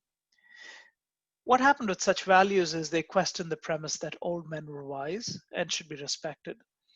And it questioned, basically restructured age relations so that old men were quote unquote rightly marginalized. Ageism against elders emerged as a form of accepted oppression in the modern era post-industrialization. Sorry, I'm just going to go off topic here for 1 second because I just wanted to emphasize I know some of you students were taking notes furiously, and we mentioned this last time we spoke before the break. Just so you guys know, I'm going to record every lecture, put it online on YouTube, as well as the PowerPoint slides. So I'd much rather you participate in the conversation. Take notes if you want to remember something, or if you want to ask a question. But really, you don't have to push yourself to write everything down. This is all from your textbook. I'm not telling you stuff that you won't be able to read. Okay, so just you're going to cause some serious damage to your hand if you're writing all day for the next 4 days. Please don't do it. I mean, obviously I can't force anybody to do anything, but pay attention to the lecture. I will post everything online. So just be present. That's all I want you to do, okay? All right, sorry, moving on. By the 1960s, youth actually was a status in life, and old age became further stigmatized. The cultural revolutions within the 60s contested the old ways. It rejected everything that was old. And privileged youth, as found in young people's alternative lifestyles and expressions, youth was prioritized. Writing autobiographically as an aging person, Simone de Beauvoir detailed the pervasive contempt for the aged among the youth. And he mused about what growing old and being aged meant in modern societies. He says, the myths and cliches put out by bourgeois thought aim at holding up the elderly man as someone who is different, as another being. Her next provocative proposition was that she suggested that the aged man is viewed no more than a corpse under suspended sentence. So this is Simone de Beauvoir's her own autobiographical account and how she perceived the young person's perception of old age. Recognizing in modern capitalist society's revulsion and devaluation of old people as unproductive and rightly tossed aside when no longer of value, de Beauvoir daringly diagnosed old age as once personal and political.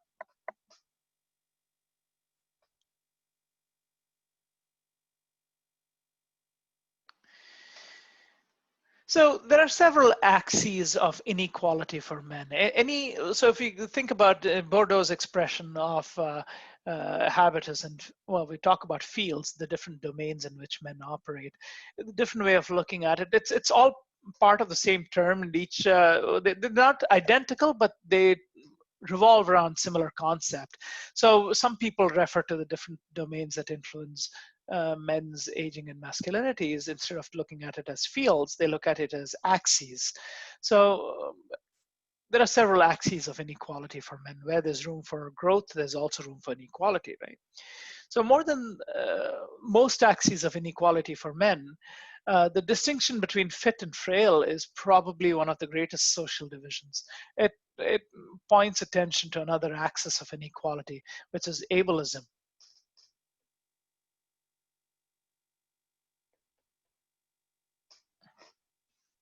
or disableism or disablement.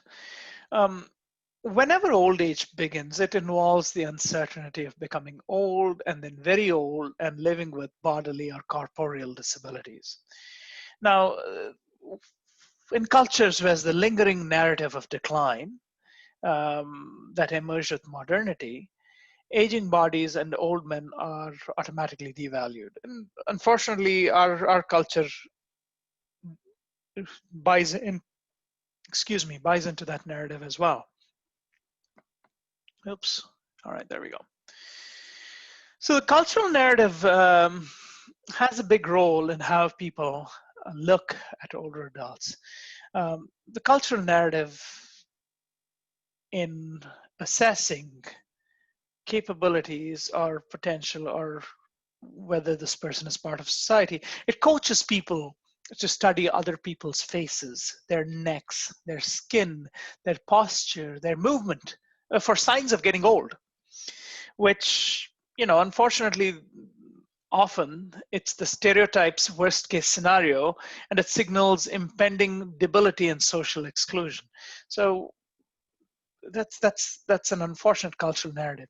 The early corporeal or bodily signs for men to see, it's summarized in a quote: their bodies become weaker, more susceptible to illness and injury, their hair eventually turns gray and thins, their skin loses elasticity and becomes more wrinkled and sallow.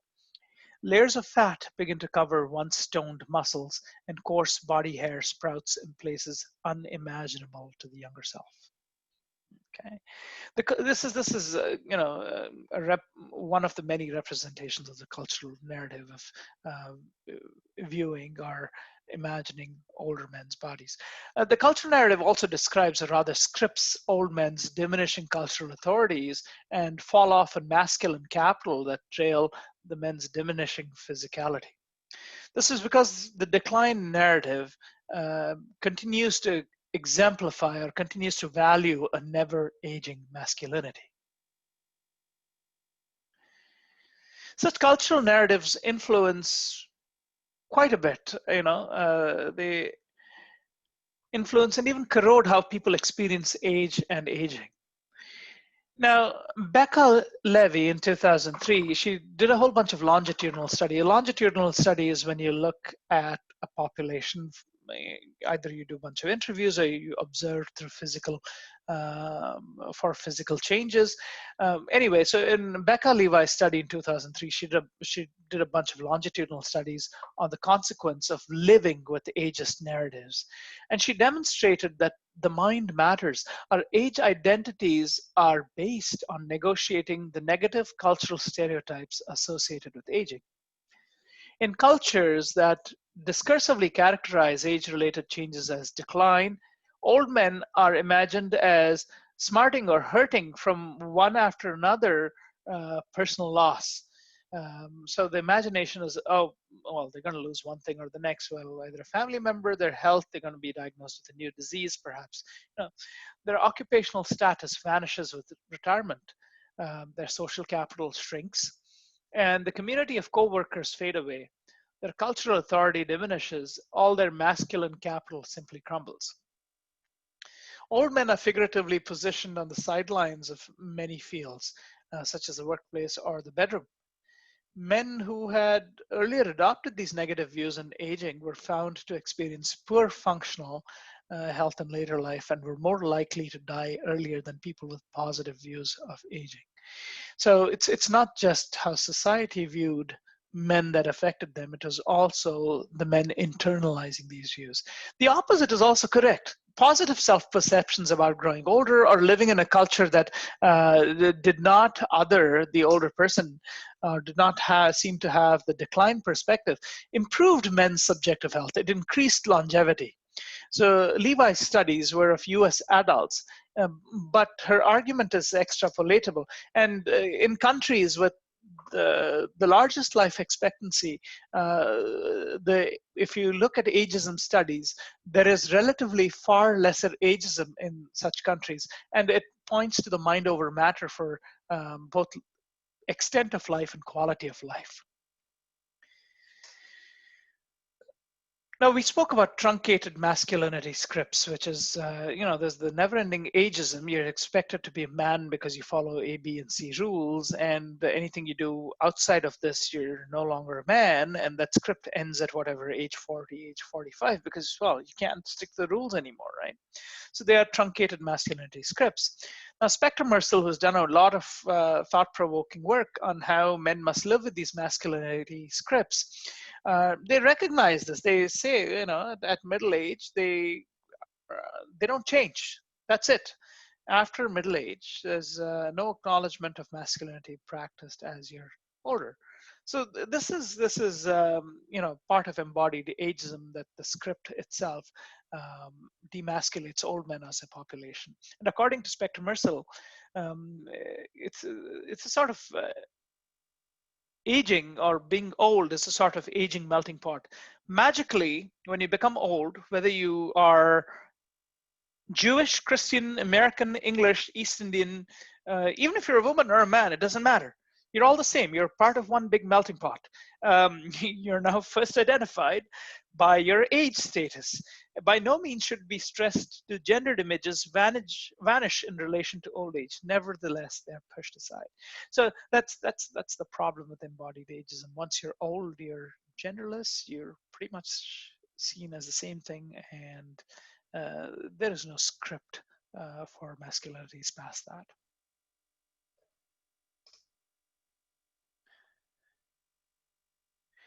So, despite this, the perceived embodiment of racism, despite the discourse that's there, men might consciously resist being pushed aside. This is, and there are many ways to do it. One is resist it directly in your face. Yes, I'm old, but I'm fit, or whatever it is, and you make your case for being in the workforce, or progressing through the ranks, or being presented a certain way in society. The author has a different kind of example. In his example, he talks about Australian men who remained working in the pharma industry well after the ordinary retirement age. So these were men in their late 60s, early 70s. So these men had to recognize or negotiate their aging and sustain their identities as mature men. They chose not to use the word old, as it was disempowering. But there were no viable scripts as to what men do when you're in your 70s, and workplace aging masculinities allow you to be for a mentor. So the men, what they did is they continued to draw on traditional scripts, but they tweaked them by using the capital available to them. So they leveraged their visible signs of aging, so their gray hair and wrinkles, essentially to signal maturity and wisdom. They rejected their earlier testosterone-fueled selling strategies and instead placed emphasis on their experience on how to read the buyer. These aging men, what they did is they proudly became material signifiers of the company's older, well-accepted drug, and they chose to wear their age as a mark of social distinction rather than decline.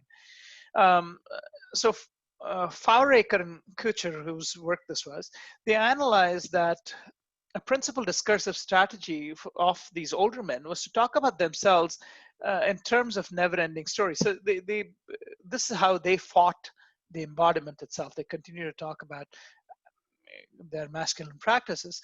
And it was in sync with their earlier adulthood, but they positioned themselves as more experienced in being able to sell the products. Men who are in sync with the masculinities of their older adulthood typically see themselves as being part of the mainstream, and they see themselves as superior to non-working, quote-unquote, non-productive men.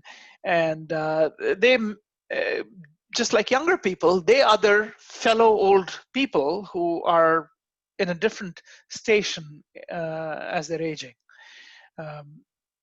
Remaining employed for these older men literally positioned them in the mainstream, even if they had participated in, quote unquote, senior or veteran social spaces within fields of aging masculinities, such as in motorcycle fraternities. Like in the US, there's a motorcycling group called the Grey Knights, or in senior arenas for competitive running or golf or bowling or cycling.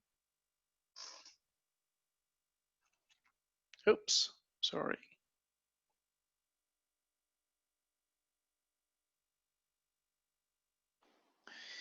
So we're going to watch a great film tomorrow, and we will talk about the film in the context of what we've learned today and what we will learn tomorrow.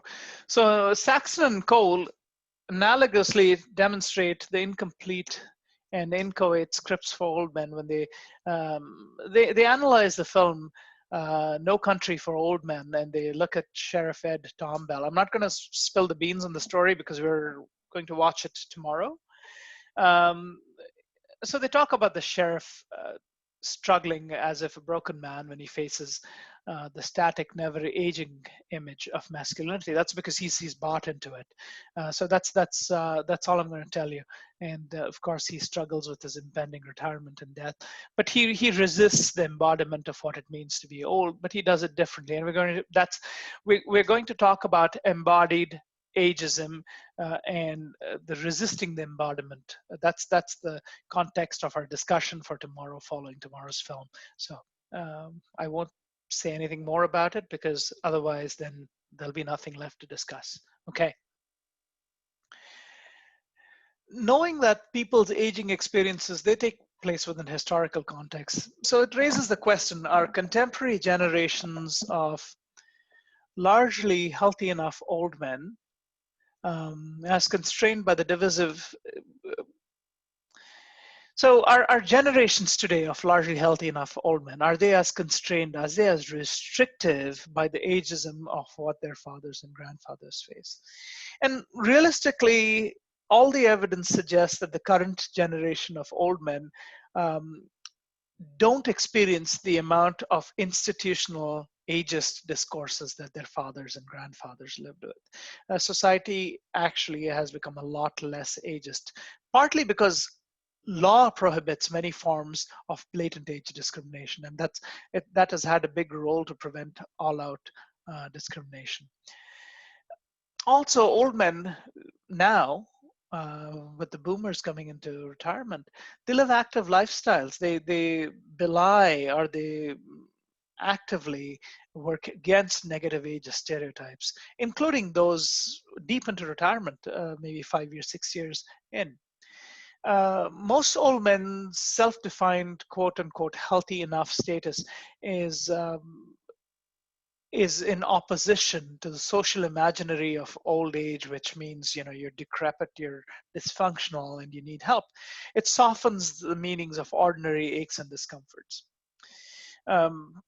Also, right now, the opportunities within the expanding field of aging masculinities, because there's a recognition that it's quite diverse, they offer most old men protective places.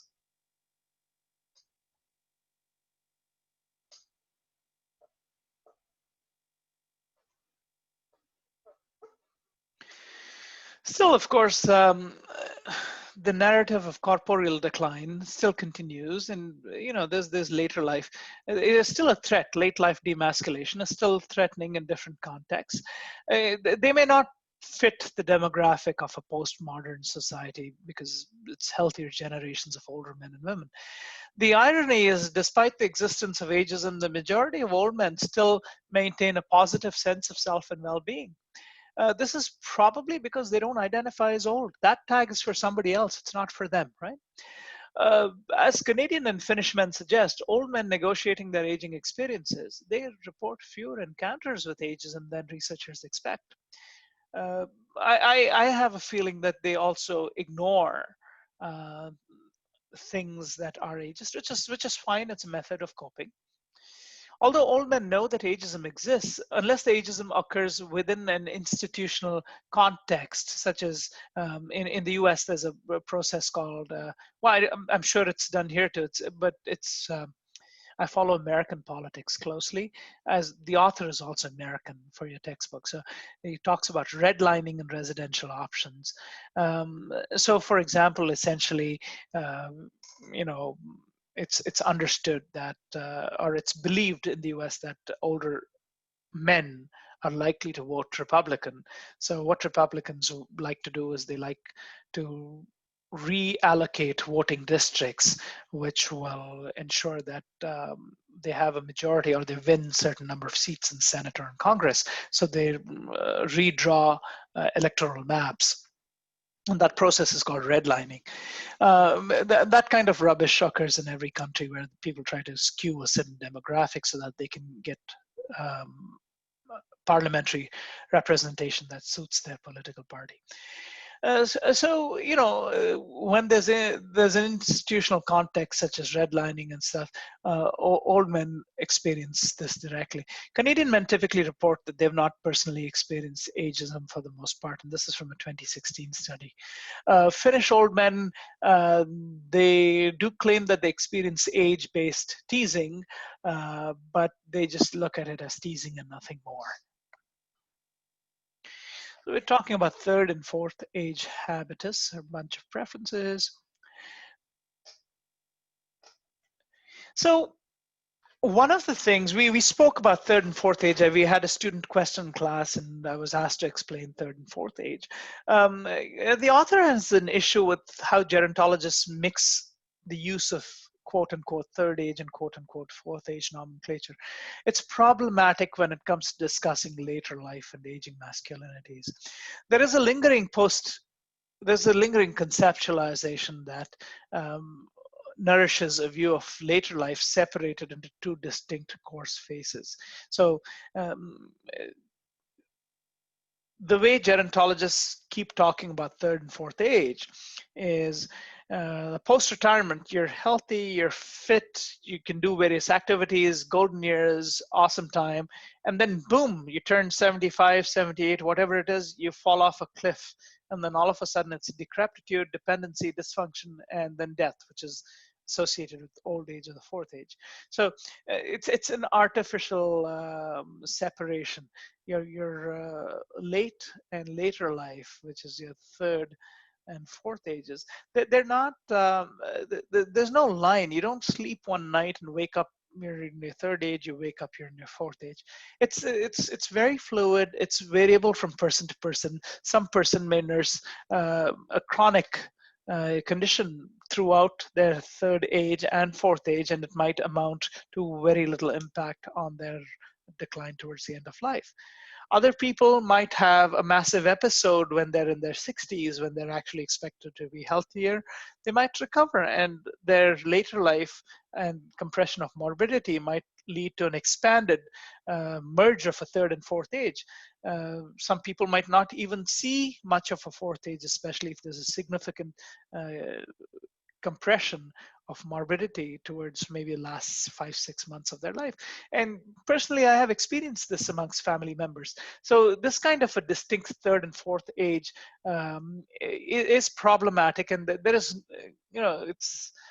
it seems to suggest that there are very clear and distinct phases, which is really not the case. So it's a pseudo distinction. So Weiss and Bass in 2002, they comment, the post-retirement years for many are a time when there's no longer responsibility for childcare nor need for paid employment, the two obligations that would have structured much of preceding life. Many in these retirement years have available to them pensions and savings adequate to maintain middle income styles of life, and in addition, health and energy not much diminished from their later years of employment. Their freedom and resources permit them to enter into any of a wide range of activities. I'm not sure why it says my italics there, but not going to worry about it. So obviously there are flaws in this argument. The many people within this imaginary of later life are assumed to not depend primarily or solely on, say, your Canada Pension Plan or OGS, OAS, Old Age Security. They're expected to not have serious health challenges, and they're expected to not strain their mobility and finances, and to not have to have a role in active grandparenting where they're supporting their children earn a livelihood.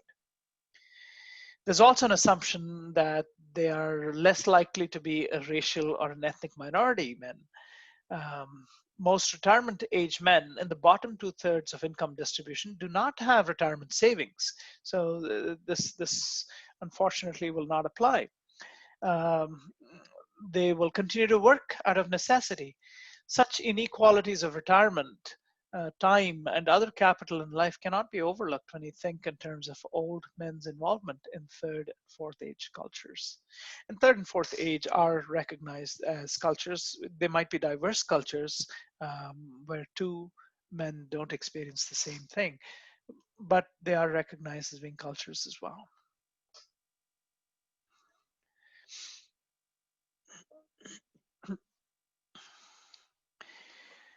Whenever a stage of life is the prime focus, the social inequalities are too easily ignored because you start focusing on the stage of life. And in turn, what happens is the diversity of masculinities that aging men are practicing and embodying, that also gets ignored. The author uses the conceptualization to kind of draw attention to the fields of aging masculinities, and it focuses on two cultural fields, focuses on two cultural fields, not life stages. As Bordeaux would argue, if you look at the third and fourth stages as fields, even though we're not going to make clear distinction as to what a third and fourth age is, if you look at the third and fourth age as fields or domains, we can see that there are distinct subcultures, there are distinctive habituses.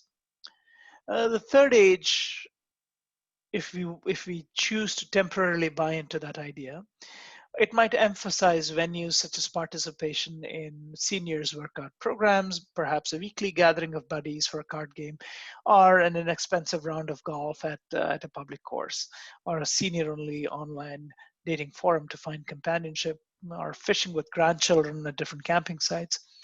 The fourth age field, if you could have them as distinct fields, would include welcoming the assistance of Meals on Wheels visitors, visiting nurses after downsizing to age-segregated communities or to congregate housing. Higgs and Jones suggested that the pervasive view of aging imagined several generations back could be dying out. The author talks about a cultural field conceptualization to understand and theorize the diversity of old men's experiences, which take in between their ideals and realities. As we age, as old men age, there is an ideal aging situation that they're imagining, but the reality is not necessarily their ideal. But the conceptual field conceptualization is just think of something in between.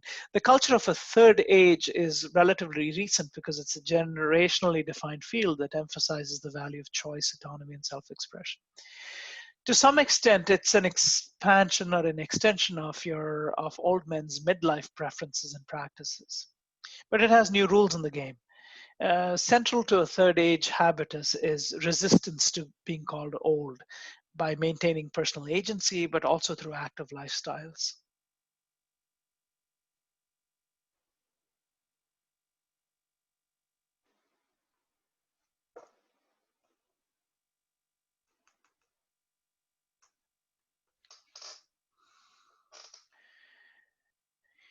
Now, in the subcultures of the third age, men's aging trajectories are freed from pre-established masculinity blueprints. So, especially postmodern, it's people don't necessarily subscribe to the masculinity blueprints. And they are no longer determined by the pace of bodily decline that was common amongst their grandfathers. Older adults now are much healthier. So in sociologist Anthony Giddens, he discusses how the modernity processes that lengthen people's life expectancy also intensify later life with a new emphasis on individualized aging. Aging trajectories are now characterized by people's choices within and across classes, not just by people's class and capital. For example, because of their traditional generational habitus, the old men of the silent generation who are now in their 80s or older might gather most morning for coffee and conversation with the quote unquote old guys, and they'll continue their stoic mindedness by silently managing their bodily aging. The author does not think that there is a fast food restaurant that he's visited at breakfast time where you don't have several old people huddled over an expensive coffee and having a nice discussion. Now, for several younger cohorts of men, their generational habitus, what it does is it embodies postmodernity's overarching orientation, and it looks to personal agency and relative privileges of old men's freedom to be able to design their later life.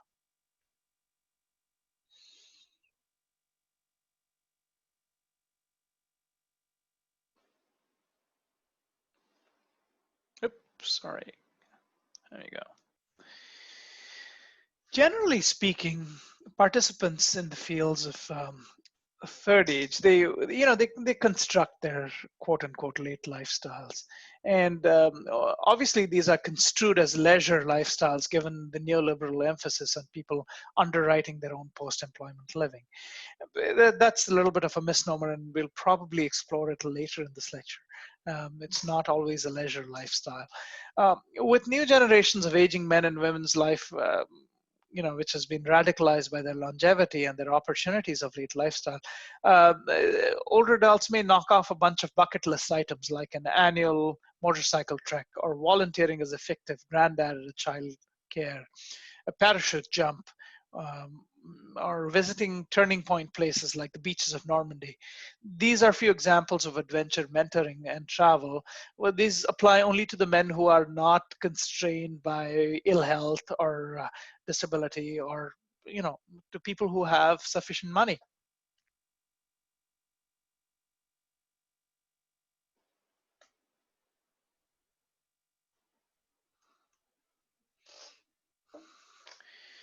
The fourth age is a more poorly understood and studied cultural field, but it seems to have an acceptance of becoming quote unquote old.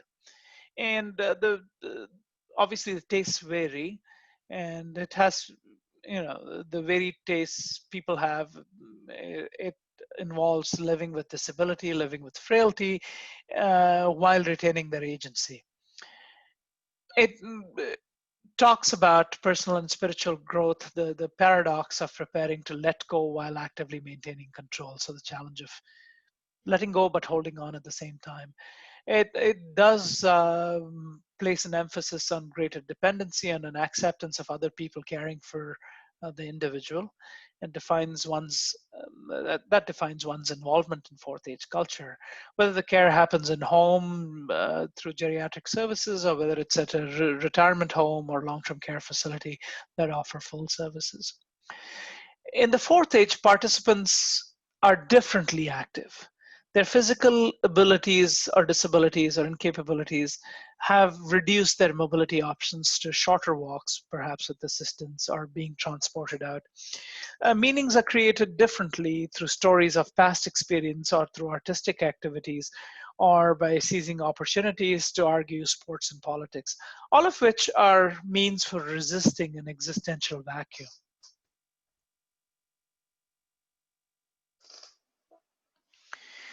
So the author's claim is that the third and fourth age are cultural fields where old men continue to embody their age.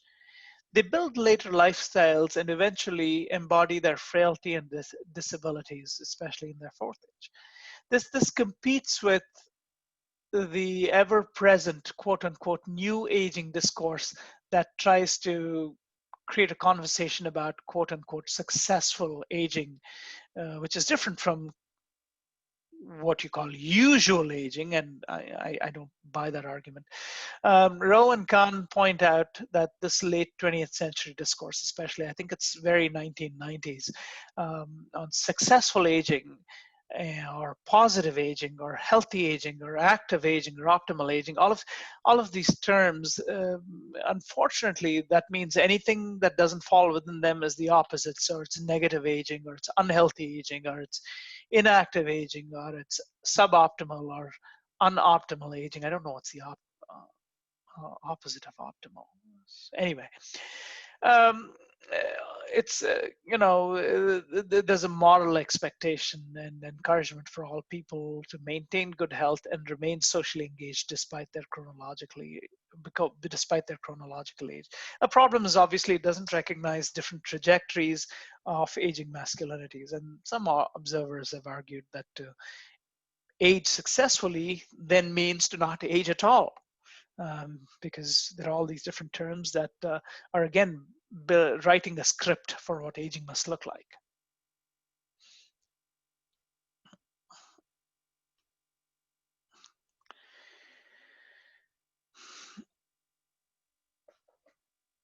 So the author continues to claim that the third and fourth age are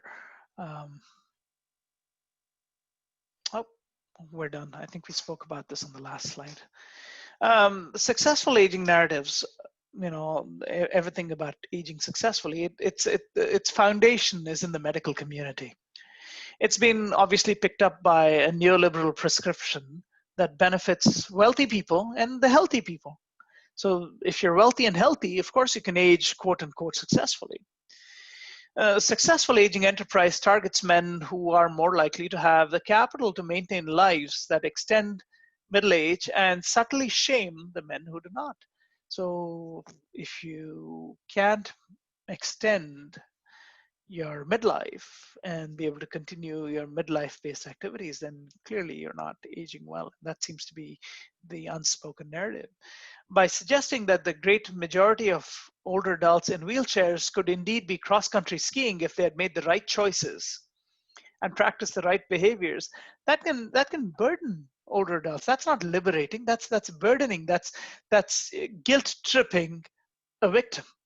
That's awful. Reviewing how the successful aging narrative came from a biomedical interpretation for privileged longevity. One researcher, Calasanti, he notices that successful aging narratives, it reinforces the legacies of hierarchical masculinities and ageism. Looking at biophysical aging as a personal responsibility, or putting it in the basket of agency, a concept that we discussed earlier. So when you look at biophysical aging and you put it in, well, you're responsible for your aging. People who have morbidities for several different reasons then tend to be viewed as disabled or failures, which occurs in a lot of underprivileged men. More than privileged men whose work histories extract so much more from their bodies, whose resources might be limited to not be able to contest what quote unquote usual aging looks like. And when you overlook the structural and social factors that disadvantage men, this dichotomy puts a message that an ideal aging citizen is someone who chooses to age successfully, which is bullshit.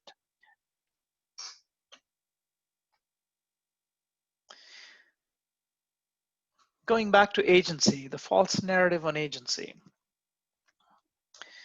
So obviously critics, myself included, suggest that successful aging narratives approximate or refer to basically a Peter Pan, never growing old, make-believe anti-aging formula.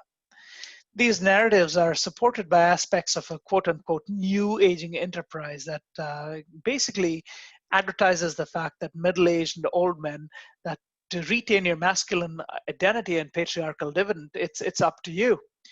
In industrialized economies, the discourses of the conversation on successful aging has metamorphosized into a new consumerist culture that basically chastises normal aging by promoting agelessness through products and policies that encourage an active aging consciousness.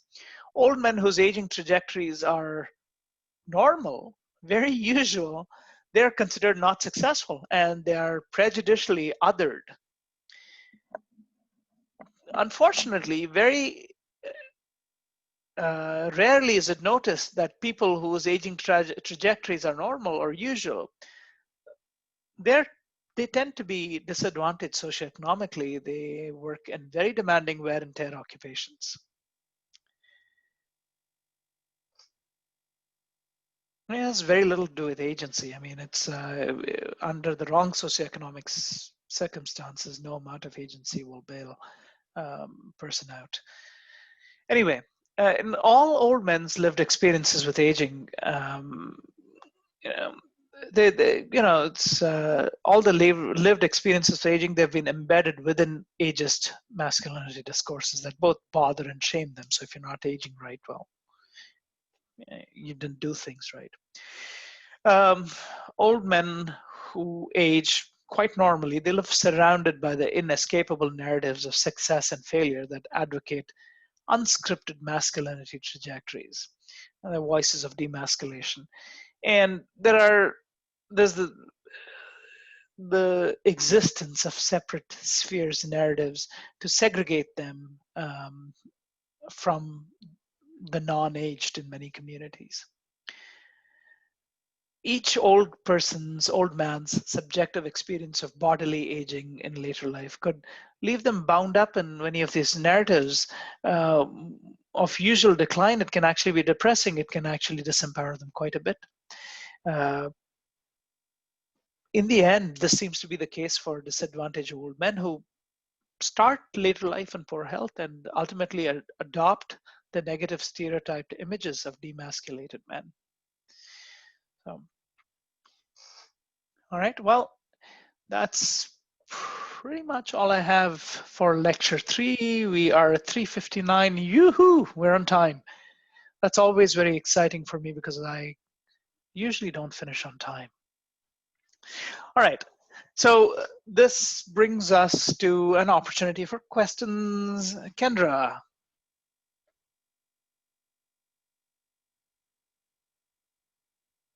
Hello? Hi, can you hear me now? I can. Perfect. I just had a question regarding the limitations for hegemonic masculinity. So, like, I'm understanding that, you know, for example, like the marginalization of some men that don't, you know, meet the requirements or like the dominant standards of society, but would ageism also be considered a limitation? Or sorry, the restriction of ageism? Or the resistance to? Resistance to ageism. Well, resistance to ageism would be a resistance to hegemonic structures itself. Hegemonic structures essentially place people at different locations in a social continuum, right?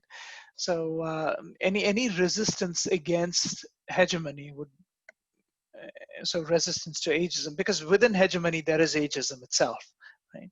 So a resistance to ageism would be a resistance to hegemony itself. I don't know if that's what you're asking or going for.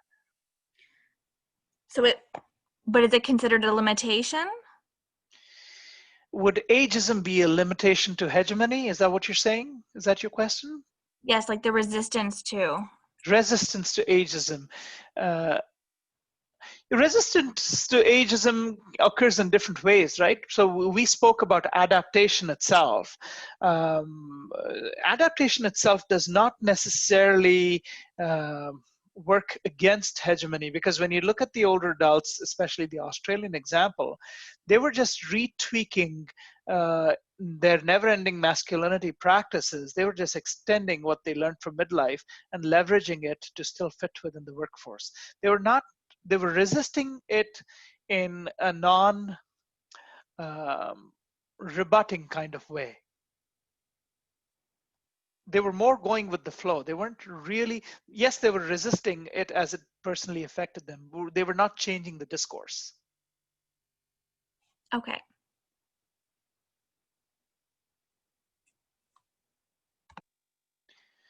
I'm also going to use this couple of minutes to also clarify that your assignment 1 says look at chapter 2, and somebody pointed out that what I should have meant is look at chapter 1 to answer assignment number 1.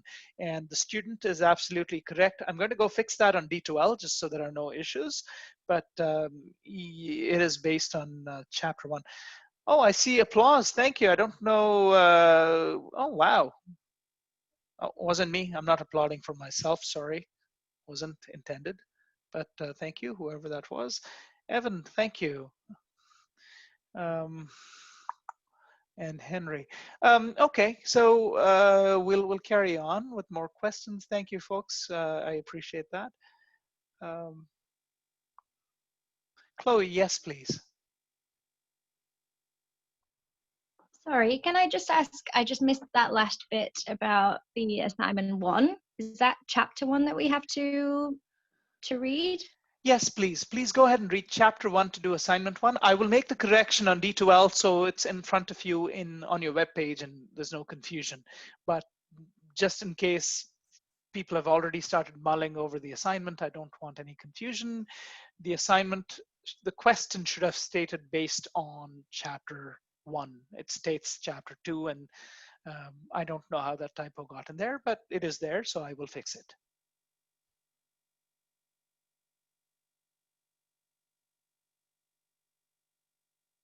Anybody else? Okay, I don't see any more questions. So here's what I'm going to do now. Because the chat feature no longer works, unless one of you has tried it, it works from my side. I can chat with you folks, but that's, you know, I'll mention something in the chat window. Let's see if anybody is able to respond. I'm just going to say hello. And so yeah, let me know if you're able to see what I have posted, and then of course, give it a try if you're able to type something. I can see what you said to everyone, but it still says chat disabled. So I can see it, but we cannot respond. Yeah, I'm sorry. And I really haven't disabled the chat. It's there's a problem going on with Zoom. I've checked all my settings. And I've used Zoom for a long time, so it's not something that's new to me. So, I don't know why we still have that challenge. Anyway, that challenge exists. Hopefully it gets fixed tomorrow. But here's what I want to do. I want to stop the Zoom meeting now. I don't want you folks to go away, especially if you want to collaborate with your peers, because I'm going to split you up into breakout rooms. If you choose to not use it, just connect with your group, and you can continue to communicate by email if you don't want to use the group, the breakout rooms. That's entirely up to you. But I was thinking of switching on the breakout rooms in about 10 minutes from now. So we'll stop this now. So I have the video recordings and I can post them online, and then I'll turn it back on and split you guys up into breakout rooms so that you can interact with each other. Does that sound good?